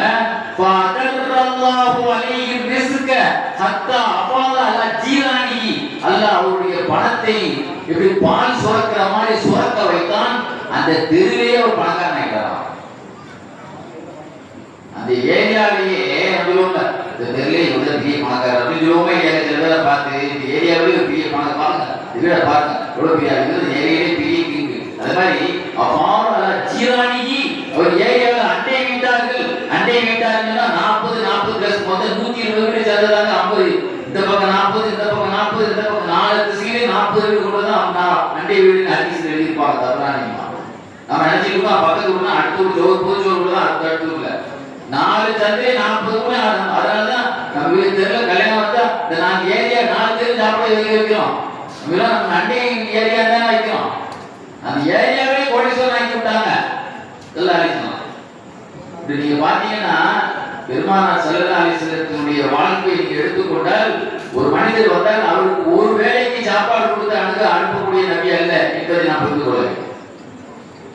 ஒரு நாள் மதீனாவுடைய அன்சாரி சஹாபியான அபூ துஜானா ரலியல்லாஹு தஆலா அன்ஹு பெரிய மாவீரர். சுப்பு தொழுத உடனே ரசூலுல்லாஹ்வுடைய தஸ்பீஹ் இருக்காம சீக்கிரம் எழுதி போயிடுவார். ரசூலுல்லாஹ்வுடைய தஸ்பீஹ் சலாம் கொடுத்த உடனே ஓடிடுவார். ஒரு நாள் இதை கவனிச்சு ரசூலுல்லாஹ் சொல்லப்படுது. அபூ துஜானா சலாம் கொடுத்த உடனே போயிடுறாரு. ரசூலுல்லாஹ் ஒரு நாள் கூப்பிட்டு கேட்டாங்க, அவா துஜானா அல்லக்க ஹாஜத்து, அல்லாஹ்ட்ட கேட்கிற தேவை இருக்கு இல்லையா? துஆ கேட்கிற தேவை இருக்கு இல்லையா? சலாம் கொடுத்த உடனே போயிடியாப்பா, உனக்கு அல்லாஹ்ட்ட கேட்கிற தேவையில்லை, துஆ கேட்கவில்லை. அப்படிதான் சொல்றாங்க. யார சொல்லா? ஒரு கஷ்டமான சூழல், ஒரு முக்கியமான பிரச்சனை, அதனாலதான் சலாம் கொடுத்தோன்னு போயிருவேன். என்ன பிரச்சனைன்னு கேட்டா, என்னுடைய அடுத்த வீடு ஒரு நயவஞ்சக முனாஃபிக் இருக்கக்கூடிய வீடு. அவனுடைய பேரத்தான் மரத்தினுடைய ஒரு கொப்பு என்னுடைய சோறுக்கு பக்கத்துல சென்னை நோக்கி நீங்கிட்டு இருக்கு. சில பேர் பாருங்க பக்கத்து வீட்டு மரம் நம்ம ஊர் வீட்டு பக்கம் முருங்க மரம் நீங்கிட்டு பார்த்துக்கலாம். அந்த பக்கம் உள்ள முருங்கை பூ அங்கே நம்ம தூக்கி அந்த பக்கம் போட முடியும், நமக்கு வேலை இருக்கு. ஆனா முருங்கக்காய் எடுக்க முடியாது. நேற்று கிடந்தது காணையிலேங்கப்பா. அதனால அடுத்த வீட்டு பேரத்த மரம் நம்ம வீட்டு இருக்குது. நானே கஷ்டப்படுறேன். என் பிள்ளைங்க பசியில திடீர்னு காலையில வெள்ளமே முடிச்சுட்டா அந்த காற்று பலமா அடிச்சா சில பேரத்த வளர்ந்து ஊருக்கு என்னுடைய காம்பவுண்ட் சோறுல ரொம்ப கிடையாது. இந்த பிள்ளைங்க பசியில வெள்ளமே முடிச்சுட்டு வைங்களேன், அதை எடுத்து வாயில போட போகுது. நான் என்ன செய்வேன்னா உங்க பிள்ளைனே குளிச்சு சுப்பு தொழுது சலாம் கொடுத்தோம் வந்து அதையெல்லாம் அள்ளி அவங்க வீட்டு முற்றத்துல தூக்கி போடுவேன். என் பிள்ளைங்க வாயில போடுறது அறமான பேரமாச்சு. அப்படி இருந்தும் என்னுடைய மகன் ஒரு சமயம் எடுத்து வாயில போட்டுட்டான். நான் விரல விட்டு வெளியே எடுத்து கீழே போட்டு சொன்னேன், நாளைக்கு மறுமையில உன்னுடைய தந்தையை அல்லாவுக்கு முன்னால தலைமுடி ஏற்படுத்தாதப்பா, கேவலப்படுத்தாதப்பா, ஆறாம கொடுக்க வளர்த்திருக்கேன்னு சொல்லி கேவலப்படுத்தாதப்பான்னு சொல்லி அவன் அழுதான். உன் உயிர் போனாலும் நான் கவலைப்பட மாட்டேன். ஆனா ஒரு ஆறாமா நான் பேர்த்தவன் உங்களோட உள்ள உன் வயிற்றுக்குள்ள நுழைய நான் அனுமதிக்க மாட்டேன் நான் சொன்னேன் நாயகன். அதனால அதுக்குதான் நான் உங்களுக்கு ஓடுறேன்னு சொல்ல சொல்ல அழுதான். பின்னால தோறக்கூடிய ஒரு மனிதனுக்கு இவ்வளவு கஷ்டமா? அது யாருப்பான்னு கேட்டா இந்த ஆளு அவர் நேரம் அவர் கூப்பிட்டு சொன்னாங்க, உனக்கு 10 பேர்த்தவன் சொர்க்கத்துல வாங்கிட்டார, நீ ஒரே ஒரு கொலையை மட்டும் கொப்பை மட்டும் அவருக்கு அலாக்கிக்கணும். அந்த பேர்த்த மரம் அடிப்பாகம் கிளைகள் கொலைகள் எல்லாமே தங்கம் வைரம் மாணிக்கமா இருக்கும். அது இருக்கக்கூடிய பேர்த்த பலத்தினுடைய அளவுக்கு எண்ணிக்கை அளவுக்கு கூலி பெற்ற அந்த மரத்தில் இருப்பாங்க. இப்படி 10 மரம் வந்து தரப்பான்னு சொன்னோன்னே கலரிக்கு தெரியுமா கற்பூர வாசம் நயவன் எனக்கு தெரியுமா சொர்க்கத்துடைய வாசம். அவன் சொன்னா நான் ரெடி கேஸுக்கு தான் வியாபாரம் பண்ணுவேன், தவணை முறையிலாம் வியாபாரம் பண்ண மாட்டேன். அவன் என்ன சொல்ல வரான், சொர்க்கன்றது தவணை திங்கி வரக்கூடியது, எனக்கு ரெடி கேஸ் வேணும், நான் நத்தது கையில கேஸ் இருக்கா. உடனே அவருக்கு சித்திக்கு எழுதாவுத்தாரான்னு உடனே சொன்னாங்க, நாயகமே எனக்கு ஒரு இடத்துல 10 மரம் இருக்கு, அதை நான் கொடுத்து நான் வாங்குறேன், எனக்கு நீங்க அதை வாங்கிட்டாங்க நாயகமே என்று நான் சொல்லாலேசன். உடனே அமித்து அபூபக்கர், அபூபக்கரே நான் அவனுக்கு பொறுப்பு அதை வாங்கி தரது சூழ்நிலை செய்தான். அந்த மனிதனுக்கு சந்தோஷம் தாங்க முடியல. நயவஞ்சகன் தன்னுடைய புஜாரியை போய் சொன்னானா, நான் இன்னைக்கு ஒரு சூப்பர் வியாபாரம் ஒரு வியாபாரம் பண்ணியிருக்கேன், ஒரு 10 மரத்தை நான் வாங்கியிருக்கேன் அபூபக்கருடைய ஒரு தோட்டத்துல இருந்து, ஒரே ஒரு கொம்புக்கு. அந்த மரமும் நம்ம வீட்டுல தான் இருக்கு. ஆக நம்ம வீட்டை விட்டு போகவே இல்லை, என் வீட்டில் இருக்கிற மரத்துக்கே 10 மரம் வாங்கியிருக்கேன், சரியான லாபம். நல்லா போனா சுல்சலாலேசனம் பாத்ரூமுக்கு போனா கையை கூப்பிட்டாலே மரம் அப்படி நடந்து வந்து ரசூல்லாவுக்கு அப்படியே பந்தல் மாதிரி நிற்கும். ரசூல்லா பாத்ரூம் போகும்போது மறைச்சிட்டு நிற்கிங்க, பந்தல் போட்டா ஓலை நிற்கிறது, பந்தல் வச்சு மரம் அப்படி படத்தை நிற்கிற 2 மரம். அதனால சலான் சொல்றதுக்கு தானாவே நடந்து வரும். அப்படிப்பட்ட நபி நல்லா உருவானா. மறுநாள் காலையில பார்த்தா ரசூல்லாவுடைய அந்த அற்புதத்தினால அந்த அபூ துஜானா தோட்டத்திலேயே அந்த மரம் இருந்தது, இவருடைய தோட்டத்தில் இருந்துச்சு இல்லை, நல்லா மாற்றினான். ஆக இந்த மாதிரி வறுமை கோட்டில் யாரெல்லாம் இருந்தார்களோ அவருடைய வாழ்வாதாரத்துக்கு பெருமானார் தோல் கொடுத்தார். அதனால நீங்க கஷ்டப்படுறதை பார்த்து கஷ்டப்படக்கூடிய நபி, மன கஷ்டப்படக்கூடிய நபி. ஒரு நாள் பரியாசம் போறார் சல்லாலிசனம், அபூமாமத்தில் வாங்கி வெளியெல்லாம் உட்கார்ந்துக்கிறாங்க. யார் தொழுகையில்லாத நேரத்தில் தொழுகையா பள்ளியாசில தொழுகையா போவோம். கேட்டாங்க, என்ன அபூமாமா பள்ளியாசில உட்கார்ந்துருக்கேன்னு கேட்டாங்க. யார சொல்லா, கடன்காரன்லாம் என்னை தேடுறான், பயந்து போய் ஒழிச்சிருக்காங்க. பள்ளியாசில வந்து அடிக்க முடியாதுல்ல, அது பள்ளியாசில வந்து சட்டை போட முடியாது, அதனால ஒழுங்கி இருக்கிறாங்க. கடன் லசிமத்தினி ஹுமூமன் ஒத்துயூனும் யார சொல்லலாம், நிறைய கவலைகள் நிறைய கடன்கள் என்னை இங்கே பள்ளிவாசலில் ஒளிய வைத்திருக்கு. சொல்லிருக்காங்க, இந்த பள்ளியாசல் உட்கார்ந்துட்டா கடன் எடுத்துருமா, அதுக்கு என்ன தீர்வு நான் சொல்லி தரேன்னு சொன்னான். இதா அஸ்பர்த்த இதா அம்சைத்த, காலை நேரம் மாலை நேரம் சுபுவுக்கு பிறகு அது மாதிரி மதியம் அசருக்கு பிறகு நீ ஓத வேண்டிய ஒரே ஒரு 4 துவா, எல்லா இமாம்களும் பள்ளிவாசல் ஓத துவா தான். அல்லாஹும்ம இன்னி அஊதுபிக மினல் ஹம்மி வல் ஹுஸ்ன்.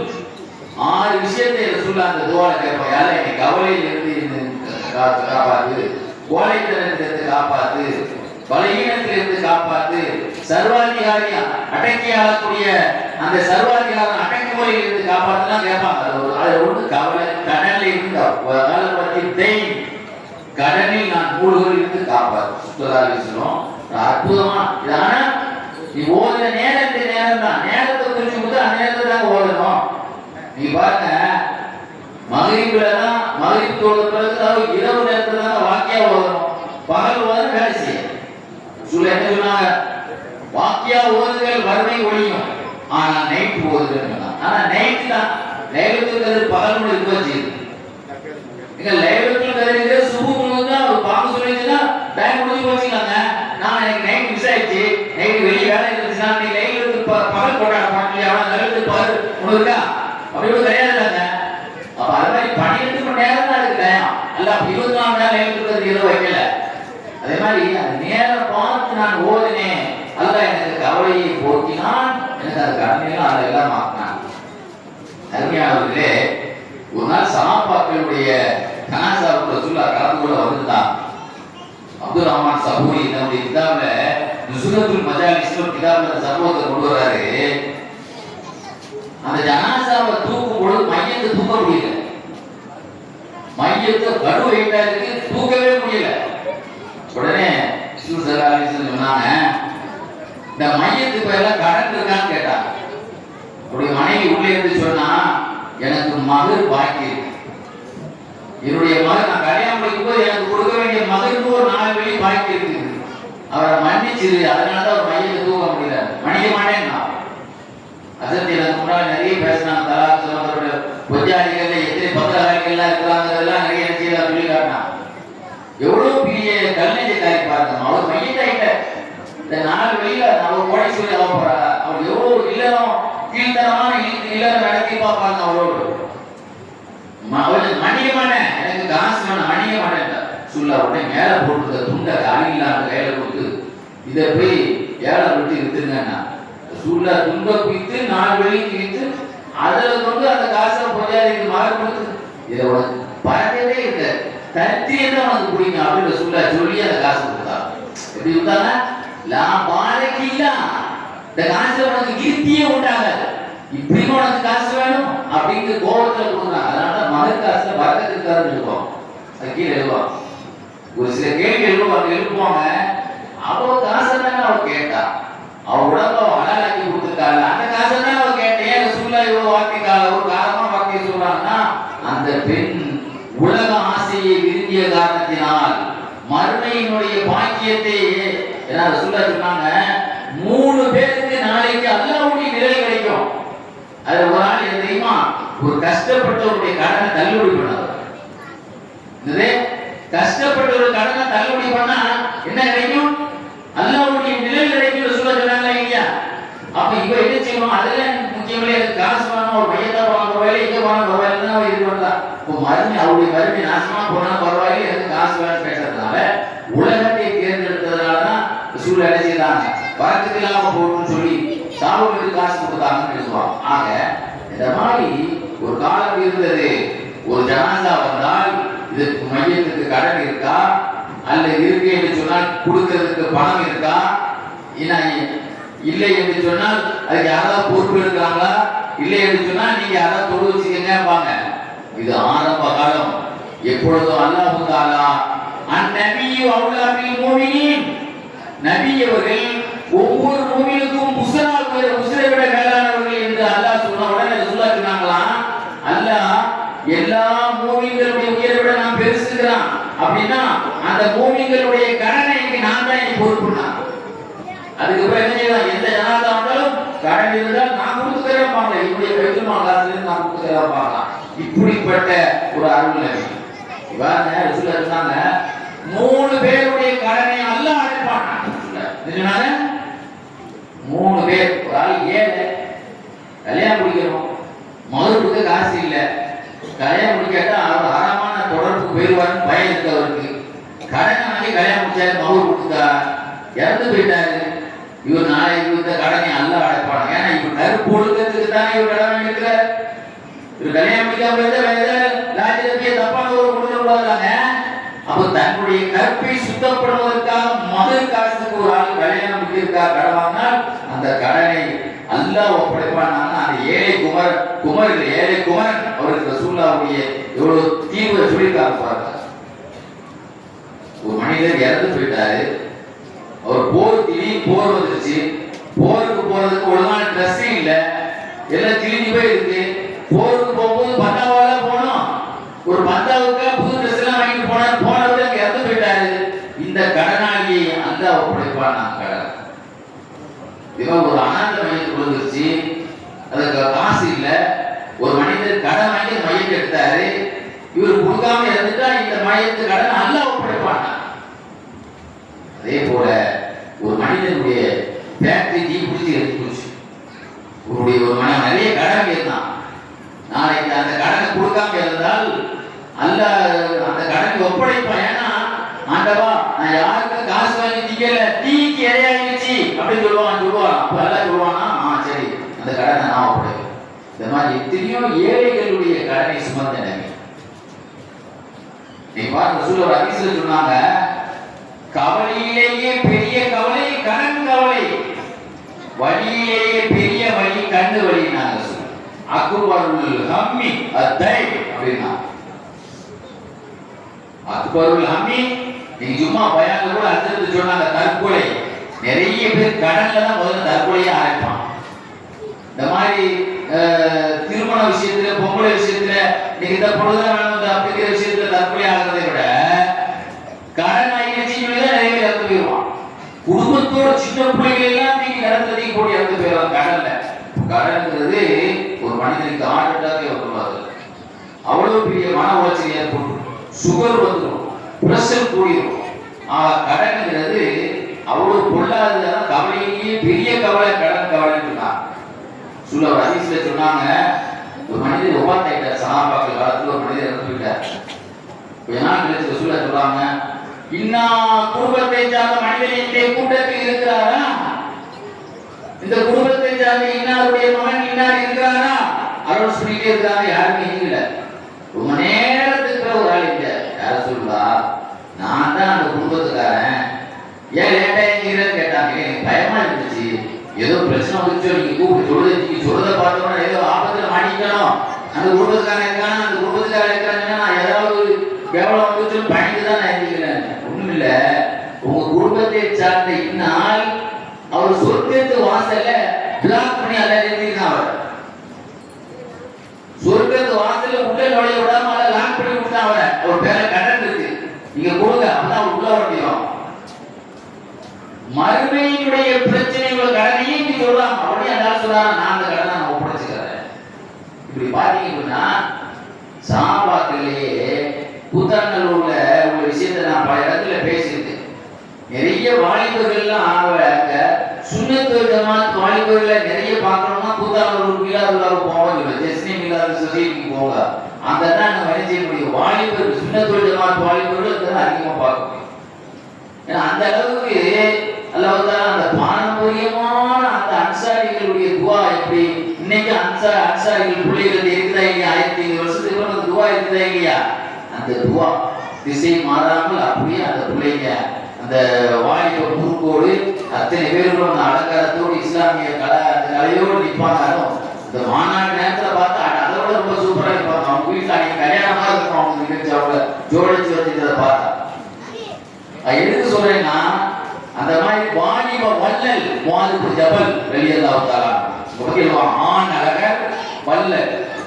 யாராவது காசு கேட்டா, கையில காசு கேட்டா கடன் வாங்கி கொடுப்பாங்க. முஆது ஜபல் இது ரசூலுல்லாஹ் அந்த பழக்கம் இருக்கு. ரசூலுல்லாஹ் சொல்லுவாங்க, அது ஒரு நாள் நம்ம பேசுவோம். ரசூலுல்லாஹ் ஸல்லல்லாஹு அலைஹி வஸல்லம் ஒரு நாள் பேசும்போது நபி அவர்கள் ஒரு நம்பர் 1 அப்படி ஒரு நாள் பேசணும்னு இருக்கேன். இன்ஷா அல்லாஹ் அது வேற ஒரு நாள். முஆது ஜபல் ரலியல்லாஹு அன்ஹு கடன் வாங்கி கொடுத்து கடனாய் போச்சு. கூட்டம் எக்கச்சக்கமான பேர் தேடி அடைகிறாங்க. இவங்க வீட்டை ஒழிஞ்சிக்கிட்டாங்க. முஆது ஜபல் வீட்டை ஒழிஞ்சிக்கிட்டாங்க. வேற எதையாவது கேவலப்படுத்திடுவாங்க. எல்லாரும் ரசூலுல்லாஹ் வந்துட்டாங்க. யார் ரசூலுல்லாஹ், அவரை நீங்க கூப்பிட போகுது, நீங்க கடனை வாங்கிட்டாங்க. அவர் முஆது ஜபல் ரசூலுல்லாஹ் கூப்பிட விட்டாங்க. கொடுக்கறதுக்கு ஒண்ணும் இல்லை. ரசூலுல்லாஹ் சொன்னாங்க, அவர்கிட்ட இருக்கிறத வாங்கி தந்துறேன், அவர்கிட்ட உள்ளதெல்லாம் எல்லாம் வீடையே வித்தாச்சு, மொத்த வீடையும் வித்தா கூட அந்த கடன்ல 7 பங்குல 5 பங்கு தான் கடனை கொடுக்க முடியும். மீதி உள்ள பங்குக்கு அவரோட காசு கிடையாது. சொன்னாங்க, பாவப்பா, அவர் மீது இறக்கப்படுங்கப்பா, தள்ளுபடி பண்ணுங்கப்பா. விவசாய கடனை அரசாங்கம் தள்ளுபடி பண்ணதா இல்லையா? காவிரி நதி வராதனால நிறைய விவசாயிகள் கோடையில் கிடக்காங்க இல்லையா? அதே மாதிரி தள்ளுபடி பண்ணுங்கப்பா. சூழ்நிலை சொல்றதை கேட்டு சில சஹாபாக்கள் தள்ளுபடி பண்ணாங்க. சில பேர் சொன்னாங்க, அதனால எங்களுக்கு வேணும் வாங்கிட்டாங்க. கடைசியில் சூழ்நிலை வாங்கி கொடுத்தா கூட 3ல 5ல 7 பங்குல 5 பங்கு தான் கொடுக்க முடியல. சில பேர் சொன்னாங்க, அப்படின்னா அவரை நீங்க வித்துருங்க, அடிப்படை பஜார்ல வித்துருங்க, நாங்க விற்க போறோம் அவரை, அதையெல்லாம் சொல்லக்கூடாதுங்க. அதெல்லாம் அவர் இல்லாத உடையெல்லாம் அவர்கிட்ட கேட்காதீங்க, வாங்கி தரச்சா போருங்க. நடுவோட்டுக்கு வந்துட்டா எதுக்காக மக்கள் சேவையில தான தர்மம் செய்து நிறைய பேருக்கு கொடுத்து கொடுத்து கொடுத்து கடன் ஆயிட்டார். கடைசியில ரொம்ப கவலை இருக்கும்போது சில பேர் சொன்னாங்களாம், பெருமானார்ட்ட போய் பேசுங்க, விஷயமாட்டு ஏதாவது உங்களுக்கு ஏதாவது உதவி செய்வோம். இல்லை, நான் பேச மாட்டேன், எனக்கு வெக்கமா இருக்கு, நான் பேச மாட்டேன். ரசூலுல்லாஹ் பணத்தை பத்தி நான் கேட்க மாட்டேன். ரசூலுல்லாஹ்வா பார்த்து விடுவோம். இந்த நிலையில் முஆது ஜபல் ரலியல்லாஹு அன்ஹு ரசூலுல்லாஹ் கூப்பிட்டு சொல்றாங்க, முஆது அவர்களே, உங்க பேர்ல கணக்கு இருக்கிறதுனாலும் நீங்க ரொம்ப கஷ்டப்படுறதுனாலும் வெளிநாட்டுல உங்களை அரசாங்க பதவி நான் உங்களுக்கு ஏற்பாடு பண்றேன். முஆது ஜபல் அவர்களை யமன் நாட்டினுடைய அரசாங்க நீதிபதியாக மக்கா வெற்றி பெற்ற பிறகு அவங்களை அனுப்பி வைக்கிறாங்க. அதுக்கு பிறகு அவங்க வரவே இல்லை. ரசூலுல்லாஹ் பார்த்தாங்க. நல்ல விளங்குங்க. அங்க போய் ரசூலுல்லாஹ் ஒரு சலுகை ஷரியத் என்பதே ரசூலுல்லாஹ்ல அந்த அனுமதி இருக்கு. ஷரியத்தை ரசூலுல்லாஹ் சொல்றா சட்டம். ரசூலுல்லாஹ் வசூல் பண்ணுங்க, அதுல வச்சு நீங்க பிசினஸ் பண்ணுங்க. கிடையாது. ரசூலுல்லாஹ்வுடைய கடனுக்காக பைத்துல் மால் பணத்திலேயே நீ முதல்ல வச்சு பிசினஸ் பண்ணுடா. ரசூலுல்லாஹ் பார்த்தால் வரைக்கும் அவர் அந்த காசுல தான் பிசினஸ் பண்ணாங்க. அந்த கடனை அடைக்கிறதுக்காக நான் உனக்கு அனுமதி தரேன். அதாவது ரசூலுல்லாஹ்வுடைய பர்சனல் லைசன்ஸ். ரசூலுல்லாஹ் யாருக்கு என்ன கொடுத்தாங்களோ அது அவங்க விருப்பம், மற்றவங்களுக்கு அது பொருந்தாது. கலீஃபா அபூபக்கர் சித்திக் ஆட்சி காலத்துல உமர் எல்லாம் வந்து சொன்னாங்க, என்னங்க அந்த பைத்துல் மால் காசை வாங்குங்க. நான் வாங்க மாட்டேன், ரசூலுல்லாஹ் கொடுத்ததை நான் வாங்க மாட்டேன். உமர் எல்லாம் ரெண்டாவது ஹஜ்ஜில சந்திக்கும் போது கேட்டாங்க, எங்க தாங்கங்க என் கடை முடியலங்க நான் பிறகு தரேன்னு சொன்னான். அதுக்கு பிறகு ஒரு நாள் ஒரு கனவுல பார்க்கறாங்க, ஒரு பெரிய ஆழமான ஒரு தண்ணியில மிதக்கிற மாதிரியும் உமர் இல்லாம காப்பாத்துற மாதிரியும் ஒரு கனவு கண்டாங்க. ஓடோடி வந்து சொன்னாங்க, உமரே நான் உங்களுக்கு அந்த காசை தந்துடுறேன்னு சொன்ன உடனே அபூபக்கர் சித்திக் ரலியல்லாஹு அன்ஹு அந்த காசை ஒப்படைத்தார்கள். அபூபக்கர் நாயகம் சொன்னாங்க, அந்த காசை நான் வாங்க மாட்டேன், உங்களுக்கு நாங்க திரும்ப அன்பளிப்பா தந்துறோம் அப்படின்னு சொன்ன உடனே உமர் அவர்கள் சொன்னார்கள், இப்பொழுது உங்களுக்கு அந்த காசு அழகாயிடுன்னு சொன்னாங்க. எதுக்கு சொல்றேன்னா, பெருமானார் எவ்வளவு பெரிய கஷ்டத்துக்கு எல்லாம் ஈடுபட்டுக்கிறாங்க பாரு. இப்படி பாத்தீங்கன்னு சொன்னா ஒரு வெள்ளிக்கிழமை ஜும்மா தோறல, ஜும்மா முடிதி வர்றாங்க மூவாயிரத்தி எல்லாம். என்ன ஜும்மா முடிதி வந்திருக்கேன்னு கேட்டார். யார சொல்லா, ஒரு யூகினா இப்படி மாறியா ஒரு கனவாங்கிருந்த கலெக்ஷனுக்கு வந்துட்டான். அவனுக்கு வாய் தகராறு ஆகி போச்சு, ரொம்ப பேருக்கு வார்த்தையை கொடுத்ததுல நேரம் ஆகி போச்சு, நீங்க தொழுது முடிச்சிட்டீங்க நாயகமே, சும்மாவே போயிடுச்சு நாயகமே இந்த கடனால சொன்னாங்க. குர்ஆனிலே இருந்து ஒரு 5 வசனத்தை உனக்கு சொல்லி தருகிறேன். குலில்லாஹும்ம மாலிகல் முல்கி தூதில் முல்க மன் தஷாஉ வ தன்சிஉல் முல்க மிமன் தஷாஉ வ துஇஸு மன் தஷாஉ வ துதில். அதில் ஆரம்பிச்சு 2 வரி, வல்லாஹு யர்ஸுகு மன் யஷாஉ பிகைரி ஹிசாப். அல்லாஹ் அளவின்றி அள்ளி கொடுப்பவன் ஒரு ஆயத்தில் அல்லாஹ் அப்படிப்பான். அந்த வசனத்தை ஓது. யமன் நாட்டிலே ஒரு மலை இருக்கிறது, சபீர் மலை. அந்த மலை அளவுக்கு உனக்கு கடன் இருந்தாலும் அல்லாஹ் எல்லாம் வாங்கி போடுவான்னு சொல்லி ஸல்லல்லாஹு அலைஹி வஸல்லம் முஆது ஜபல் அவர்கள் மூலமாக இந்த சமுதாயத்தில் யாரெல்லாம் கடனாளிகள் பிரிக்க வர இருக்கிறார்களோ அத்தனை பேர்களுக்கும் தீர்வாக சொன்ன செய்தி. அருமையானவர்களே, இப்படி நீங்க பாத்தீங்கன்னு சொன்னா நம்முடைய இறைநேசர்களுடைய வரலாறுல 9ஆம் நூற்றாண்டில் வாழ்ந்த யூசுப் நபஹானி ரஹ்மத்துல்லாஹி அலைஹி ஒரு வரலாறு எழுதியிருப்பாங்க. யமன் நாட்டை சார்ந்த ஒரு பெரிய ஞானி முஹம்மது இப்னு அப்துல்லாஹ் துஹ்னி அவங்க பேர். துஹ்னா என்கிற யமன் நாட்டில் ஒரு ஊர். அந்த ஊரை சார்ந்த முஹம்மது இப்னு அப்துல்லாஹ் துஹ்னி ரஹ்மத்துல்லாஹி அலைஹி இருக்காங்க. அவங்க ரொம்ப கஷ்டப்பட்டாங்க. எந்த அளவுக்கு கஷ்டமா சொல்லுவாங்க, என் குடும்பமே செத்து போயிருமோன்னு பயந்துட்டாங்க வறுமையில. ஒரு வியாபாரியை சந்திச்சு கொஞ்சம் கடன் தாங்கன்னு கேட்டேன். அதெல்லாம் தரமாட்டேன்னு சொல்லிட்டாருன்னு சொல்லிட்டு நான் என்ன பண்ணேன், என்னுடைய மகனை கூப்பிட்டேன். மகனே, எனக்கு ஒரு ஞாபகம் வந்து சூழலுக்கு ஹதீஸ் ஸல்லல்லாஹு அலைஹி வஸல்லம் சொன்னாங்க, சூரியன் உதிப்பதற்கும் சுபுஹ் உதித்த பிறகும், சுபுஹ் உதித்ததற்கும் சூரியன் உதிப்பதற்கும் இடையில் ஒரு நேரம் உண்டு. அந்த நேரம் ஒரு பரக்கத்தான நேரம். அந்த நேரத்துல சாஅத்தும் மின் சாஅத்தில் ஜன்னா, சுபுஹ் தொழுத பிறகு சூரியன் உதிக்கிறதுக்கு முன்பாக உள்ள நேரத்தை பத்திக்கலாங்க. இந்த நேரத்தில் ஒரு நேரம் உண்டு. அந்த நேரம் சொர்க்கத்துக்கு ஒப்பான நேரம். தஷ்பஹு மின் சாஅத்தில் ஜன்னா, சொர்க்கத்துக்கு நேரத்துக்கு ஒப்பான ஒரு நேரம் ஒன்று ரசூலுல்லாஹ் சொல்லியிருக்காங்கப்பா மகனே. அதனால நாம அந்த நேரத்தை துஆ செய்வாங்க. சொர்க்கத்துக்கு ஒப்பான நேரம் ஒரு பரக்கத்தான நேரம் சொல்லியிருக்கிறாங்கன்னா நாம அந்த பரக்கத்தான நேரத்தை துஆ செய்வோம். அல்லாஹ் நமக்கு பரக்கத்தை தரும். ரசூலுல்லாஹ் சொன்னது பொய்யாகாதுன்னு சொல்லி துஆ செய்தாங்க. ஒரு நாள் இல்ல, 2 நாள் இல்ல, 3 நாள் இல்ல, 7 நாள். 7 நாள் துஆ செய்த பிறகு சொல்லுவாங்க, 7 நாளுக்கு பிறகு ஒரு நாள் ஒரு சோறுக்கு பின்னால குளிக்கிறதுக்காக போனேன். ஒரு சோறுடைய ஓட்டையிலே தங்க காசுகள் கலந்ததை பார்த்தேன். சோறு அப்படியே பிளந்து கொஞ்சம் தங்க கிட்டான்னு தெரியும். நான் உடனே கட்சி போச்சு மூடிட்டேன். ஆண்டவனே, இந்த காசுலாம் எனக்கு தேவையில்லை, சத்துல் பாக்கைய வறுமை ஒழியணும், இன்னைக்குள்ள வயது எனக்கு நிறைய, அந்த அளவுக்கு எனக்கு போதும் ஆண்டவனே, இதுதான் எனக்கு தேவையில்லை ஆண்டவனே என்று சொன்னேன். அந்த காசு என்னை விட்டு மறைந்து விட்டது. அல்ல சோதிக்கிறான். அதுக்கு பிறகு நான் யாரிடத்திலே எந்த வியாபாரியிடத்திலே கடன் கேட்டேனோ அந்த வியாபாரி வந்தார். வந்து சொன்னால், எனக்கு பெருமானார் கனவில் வந்தார்கள், வந்து உங்களுக்கு ஒரு 5 லட்சம் ரூபாய் கடன் கொடுக்க சொன்னா 1000 வெள்ளி, அதாவது 5 லட்சம் அப்படி மாதிரி 1000 வெள்ளிங்கிறது நீங்க 5 லட்சம் தர சொன்னார்கள் இருப்பாங்க. நாம சொன்ன அந்த பறக்கத்தான நேரங்கள் பாருங்க, அதெல்லாம் நம்ம நிறைய மிஸ் பண்ணிட்டு இவன் பறக்கத்தா தருவார், இவர் பறக்கத்தா தருவார்னு நினைக்கலாம். அவர் எங்க பறக்கத்தான் நேரத்தில் நம்ம என்ன செய்யணும், பறக்கத்தை பயன்படுத்தணும். இப்படி பார்த்தீங்கன்னு சொன்னா ஒரு விஷயம் 2 விஷயம் இல்லை, நம்ம சொல்லிட்டே போலாம். பெருமானார் ஸல்லல்லாஹு அலைஹி வஸல்லம் அவர்களுடைய விஷயத்தை நம்ம நிறைய சொல்லிட்டே போலாம்.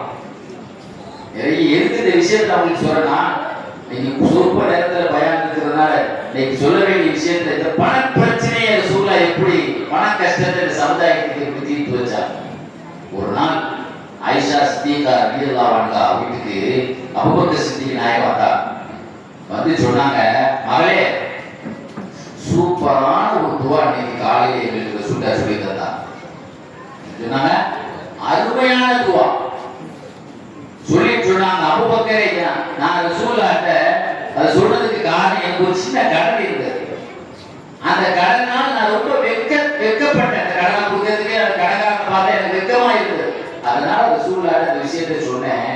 அபூபக்கரே, ஹஸரத் ஈசா அலைஹிஸ்ஸலாத்து வஸலாம் தன்னுடைய சிஷ்யர்களுக்கு 12 சீடர்களுக்கு சொல்லிக் கொடுத்த ஒரு பொக்கிஷத்தை நான் உங்களுக்கு சொல்லித் தரட்டா?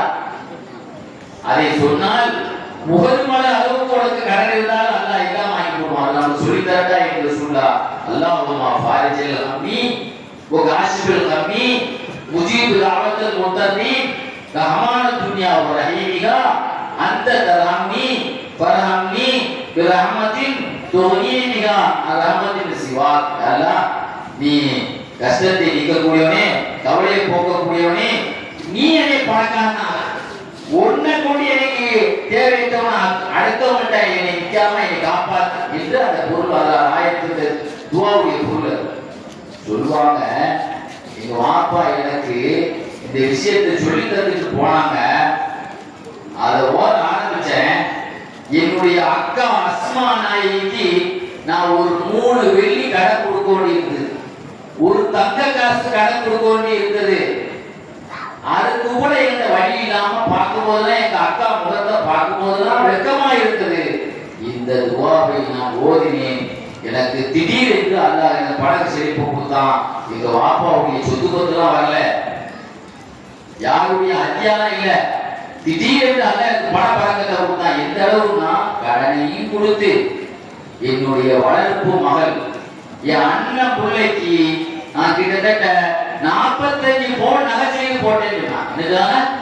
எத்தனை போங்க 360 கிராம்ல ஒரு நெக்லஸ், ஒரு பெரிய சொல்லுவாங்கல்ல வைர மாலை சொல்லுவாங்க, நிறைய பெரிய பெரிய வைர மாலைகள் வச்சிருக்காங்க. அது மாதிரி ஒரு பெரிய மாலை 45 பவுன்ல ஒரு பெரிய வைர மாலை வைத்தியமாவே சொல்லியிருக்காங்க.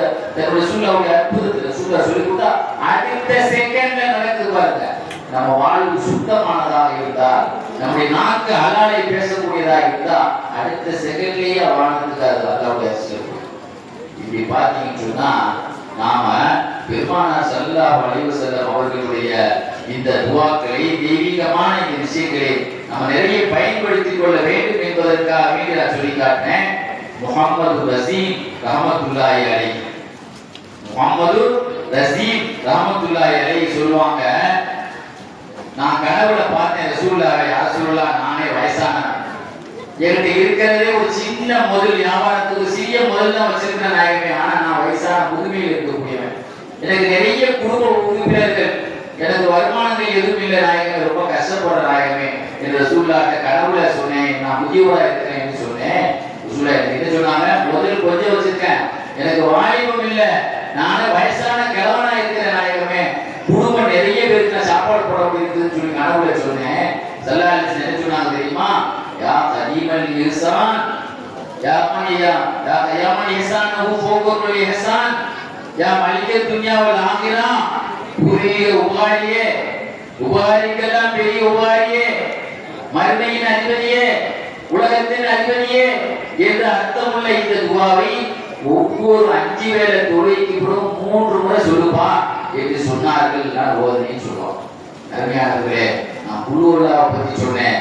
சாதாரணமான ஏழையின் சொத்து நீங்க எத்தனை பேர் சொத்து வாங்கி கொடுப்பாங்க, பணக்காரர்கள் எல்லாம் தோப்பு சொத்து வாங்கி கொடுப்பாங்க. ஏழைகளின் சொத்து என்னது? குழுவுல்லா சூரா. குழுவுல்லா சூராவை யார் ஒரு தடவை ஓதுவாரானால் வீட்டுக்கு வரும்போது அவர் பணக்கார செய்யப்படுவார். பூரிக்காரை அவர் பறக்கத்து செய்யப்படுவார். இரண்டாம் முறை ஓதுவாரானால் அவர் வீட்டில் உள்ள ஃபேமிலிகள் குடும்ப உறுப்பினர்கள் பறக்கத்து செய்யப்படுவார்கள். மூணாவது முறை ஓதுவாரானால் அவருடைய பக்கத்து வீட்டுக்காரர்கள் எல்லாம் பறக்கத்து செய்யப்படுவார்கள் என்று பெருமானார் ஸல்லல்லாஹு அலைஹி வஸல்லம் சொன்ன ஹதீஸ். குழுவுல்லாவுடைய சிறப்புடைய தப்சீர் சாகியிலே சாகி இமாம் எழுதிப்பார். பாருங்க, நல்லவருக்கு பேர்களை எல்லோரும் அவன் படிச்சு போய்கிட்டு இருக்கான். நம்ம குழுவுல்லா மூலமா அவனுக்கு கருத்து தக காச போறோம். எவ்வளவு பறக்கத்து பாருங்க. இந்த குழுவுல்லாவுடைய சிறப்பை நாம் காலையில கேட்டுட்டு அப்படியே காத்து வாக்கில் போனா காத்து வாக்கில் போயிடும். அதை அமல் செய்து பார்க்கணுங்க. டெஸ்ட் பண்ணி பார்த்தா நடக்காது. நம்பணும். அப்ப நாளைக்கு அதுக்கு பயம் இந்த மாதிரி சில விஷயத்துல மூசாலை 40 வருஷம் துவா செய்தாங்க. எதிர்ப்பு வெயிட் பண்ணி பார்த்தாங்களா இல்லையா? ஐயப்படிச்சுனா 7 வருஷம் வெயிட் பண்ணி பார்த்தாங்களா இல்லையா? அதை குணப்படுத்துவான்ட்டு வெயிட் பண்ணி பார்க்கும் பொழுது நமக்கு அது அதிசயம் இருக்கா? சந்தேகத்துல பார்த்தா நடக்காது. நம்பிக்கை. இந்த குழுவுல்லாவுடைய சிறப்பை பத்தி யூசுப் நபவானி தன்னுடைய வரலாறுல ஹிஜ்ரி 1090 வாழ்ந்த ஒரு மகானுடைய வரலாறு எழுதிப்பாங்க. ஹிஜ்ரி 1090 பயான் முடிக்க போறேன். ஹிஜ்ரி 1090 மரணிச்ச மகான் முஹம்மது இப்னு சயீதுல் முரூகி மொரோக்கோவை சார்ந்தவர். மொரோக்கோ நாட்டை சார்ந்த ஆப்பிரிக்கா இருக்கிற மொரோக்கோ நாடு இஸ்லாமிய நாடு. இந்த மொரோக்கோ நாட்டை சார்ந்த முஹம்மது இப்னு சயீதுல் முரூகி 1000 வருஷத்துக்கு முந்தி உள்ளவங்க. அவங்கள்ட்ட ஒரு ஆள் வந்து என்ன செய்யறாரு? தன்னுடைய குடும்ப கஷ்டத்தை முறையிட்டார். எனவே இளைஞர் செல்வர்கள் ரசூலுல்லாஹ் தான் காப்பி அடிப்பாங்க. ரசூலுல்லாஹ் என்ன சொல்றாங்களோ அதுல என்ன காப்பி அடிப்பாங்க. சஹாபாக்கள் இளைஞர் செல்வர்கள் அவனே சொன்னாங்க, நபி நீ இந்த இடத்துக்கு போ, இந்த இடத்துல போய் உட்கார்ந்துட்டு குழுவுல்லா சூரா ஓதிக்கிட்டே சொன்னாங்க. ஒரு இடத்துக்கு போய் சொல்லி இந்த இடத்துல போய் உட்கார்ந்து குழுவுல்லா சூரா ஓதிக்கிட்டே இன்னும் அடையாளம் உள்ள ஒரு மனிதர் வருவார். அவர்கிட்ட நீ சொல்லி முஹம்மது இப்னு சயீதுல் முரூகி உங்களை பார்க்க சொன்னாங்க என்று சொல்.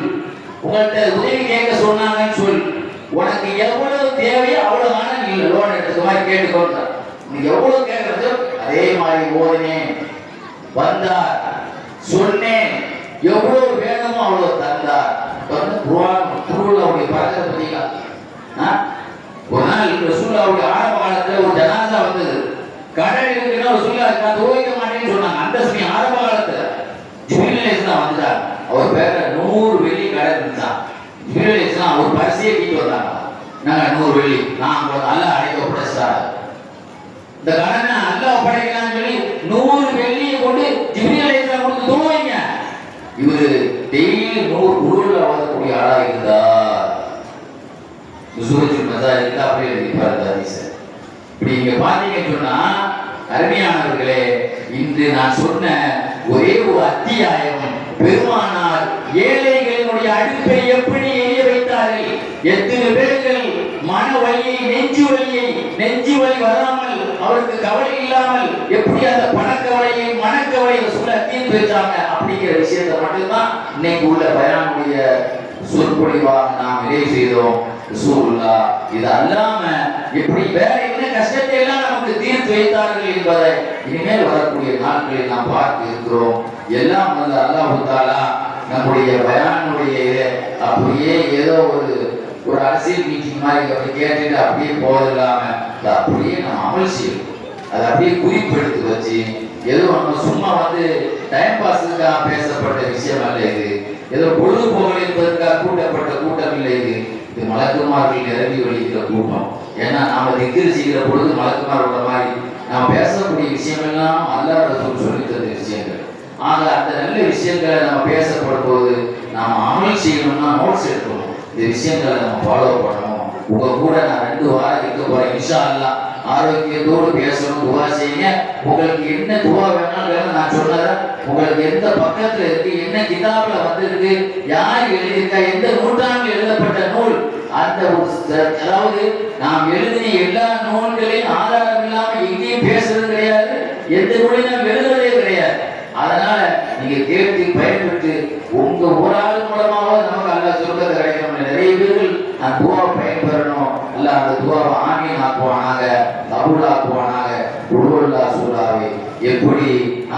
நாபிக்கு ஒரு உயிரோட்டமாக இருந்ததோ அதே மாதிரி கண்ணனுடைய துவாக்கள் எப்படி அபூமா முதல் வாகி போன்றவர்களுக்கு ஆயிஷா சதீகா அவர்கள் போன்றவர்களுக்கு முஆத் ஜபல் ரலியல்லாஹு அன்ஹு போன்றவர்களுக்கு எப்படி ஒரு பாதுகாப்பு துவாவாக இருந்ததோ அதுபோல ஒரே துவாவிலே ஒரு மனிதரை வைக்க முடியாத அளவுக்கு செல்வத்தை கொடுக்க வைத்தார்களே அதுபோல நாம் யார்ட்டையும் காசுக்காக நிற்காமல் யார்ட்டையும் எந்த பேங்க்லையும் கூட நாம் நகைகளை போட்டு வைக்காமல் இன்ட்ரெஸ்டுக்கு வைக்காமல் யார்ட்டையும் கைமாற்றி வைக்காமல் கடை வாங்காமல் அல்லாட்டே தேவையாகக்கூடிய நம்முடைய பொருளாதாரத்திற்கு அல்லாஹ் நமக்கு அளவில்லாமல் தரக்கூடிய ஒரு வாக்கியத்தை பெறுவோமாக அல்லாஹ் நசீபாக்குவானாக கேட்டு இன்றைய இந்த மஜ்லிஸை நாம் நிறைவு செய்கிறோம். வாஹிருதான் அல்ஹம்துலில்லாஹி ரப்பில் ஆலமீன் அல்ஹம்துலில்லாஹி ரப்பில் ஆலமீன் அல்லாஹும்ம ஸல்லி அலா சய்யிதினா முஹம்மதின் வ அலா ஆலி சய்யிதினா முஹம்மதின் அதத மா ஃபி இல்மில்லாஹி ஸலாத்தன் தாயிமத்தன் லிதவாமி முல்கில்லாஹ் அல்லாஹும்ம தவில் ஹயாத்தனா வ ஹயாத் அஹலினா வ ஹயாத் அவுலாதினா பில் அமால் ஸாலிஹாத் அல்லாஹும்ம யஸ்ஸிர் அமூரனா மராஹில் துருபினா அப்தானா வ ஸலாமத்துல் ஆபிதீனா வ துன்யானா வ குல்னா ஸாஹிப் ஸல்லல்லாஹு அலைஹி வ ஸல்லம் ربنا آتنا في الدنيا حسنة وفي الآخرة حسنة وقنا عذاب النار اللهم اغفر لنا ذنوبنا ولوالدينا ربنا رب ارحمهما كما ربياني صغيرا وصلى الله وسلم على خير سيدنا محمد وآله وصحبه أجمعين آمين سبحان ربك رب العزة عما يصفون وسلام على المرسلين والحمد لله رب العالمين. அல்ஹம்துலில்லாஹ். ஹஸரத் பெருந்தகை அவர்கள் பல தகவல்கள் நான் சொல்ல வேண்டிய அவசியம் அல்ல. குறுகிய நேரத்தில் இன்றைய தினம் 3/4 மணி நேரம் பேசியிருக்கிறாங்க. எவ்வளவு கருத்துக்கள் எவ்வளவு அற்புதமான துவாக்களை எல்லாம் நமக்கு சொன்னார்கள் மட்டுமல்ல தேவன்னா என்கிட்ட கேளுங்கிற அளவுக்கு சொல்லியிருக்கிறார். அதை பயன்படுத்திக் கொள்ளுங்கள். அவர்கள் 13 நாள் இருப்பாங்க. அதற்கு கொண்டு எவ்வளவு நீங்கள் பயனடைய வேண்டுமோ அந்த அளவுக்கு நீங்கள் அடைந்து கொள்ளுங்கள். அதெல்லாம் தௌஃபீக் செய்வார்கள். அல்லாஹ் ஜல்லஷானஹு இன்றைய தினம் இந்த மஜ்லிஸை சிறப்பாக்கியது போன்று இறுதி நாள் வரையிலும் அல்லாஹ் மஜ்லிஸை சிறப்பாக்குவானாக. இந்த மஜ்லிஸிற்கு வருகை தந்தவர்களையும் அல்லாஹ் சிறப்பாக புரிவானாக. அல்ஹம்துலில்லாஹி ரப்பில் ஆலமீன். ஸல்லல்லாஹு அலா முஹம்மத் ஸல்லல்லாஹு அலைஹி வஸல்லம் ஸல்லல்லாஹு அலா முஹம்மத் ஸல்லல்லாஹு அலைஹி வஸல்லம் ஸல்லல்லாஹு அலா முஹம்மத் யா ரப்பி ஸல்லி அலைஹி வஸல்லிம் அல்லாஹும்ம ஸல்லி வஸல்லிம் வபாரிக் அலைஹி. அஸ்ஸலாமு அலைக்கும் வரஹ்மத்துல்லாஹி வபரகாத்துஹு. நிர்வாகத்தின் சார்பாக அன்பான வேண்டுகோள், தாய்மார்கள் சென்றதற்கு பிறகு ஆண்கள் தயவு செய்து செல்லுமாறு அன்போடு கேட்டுக்கொள்ளப்படுகிறீர்கள். தாய்மார்கள் சென்றதற்கு பிறகு ஆண்கள் ஜமாத்தார்கள் செல்லுமாறு அன்போடு கேட்டுக்கொள்ளப்படுகிறீர்கள்.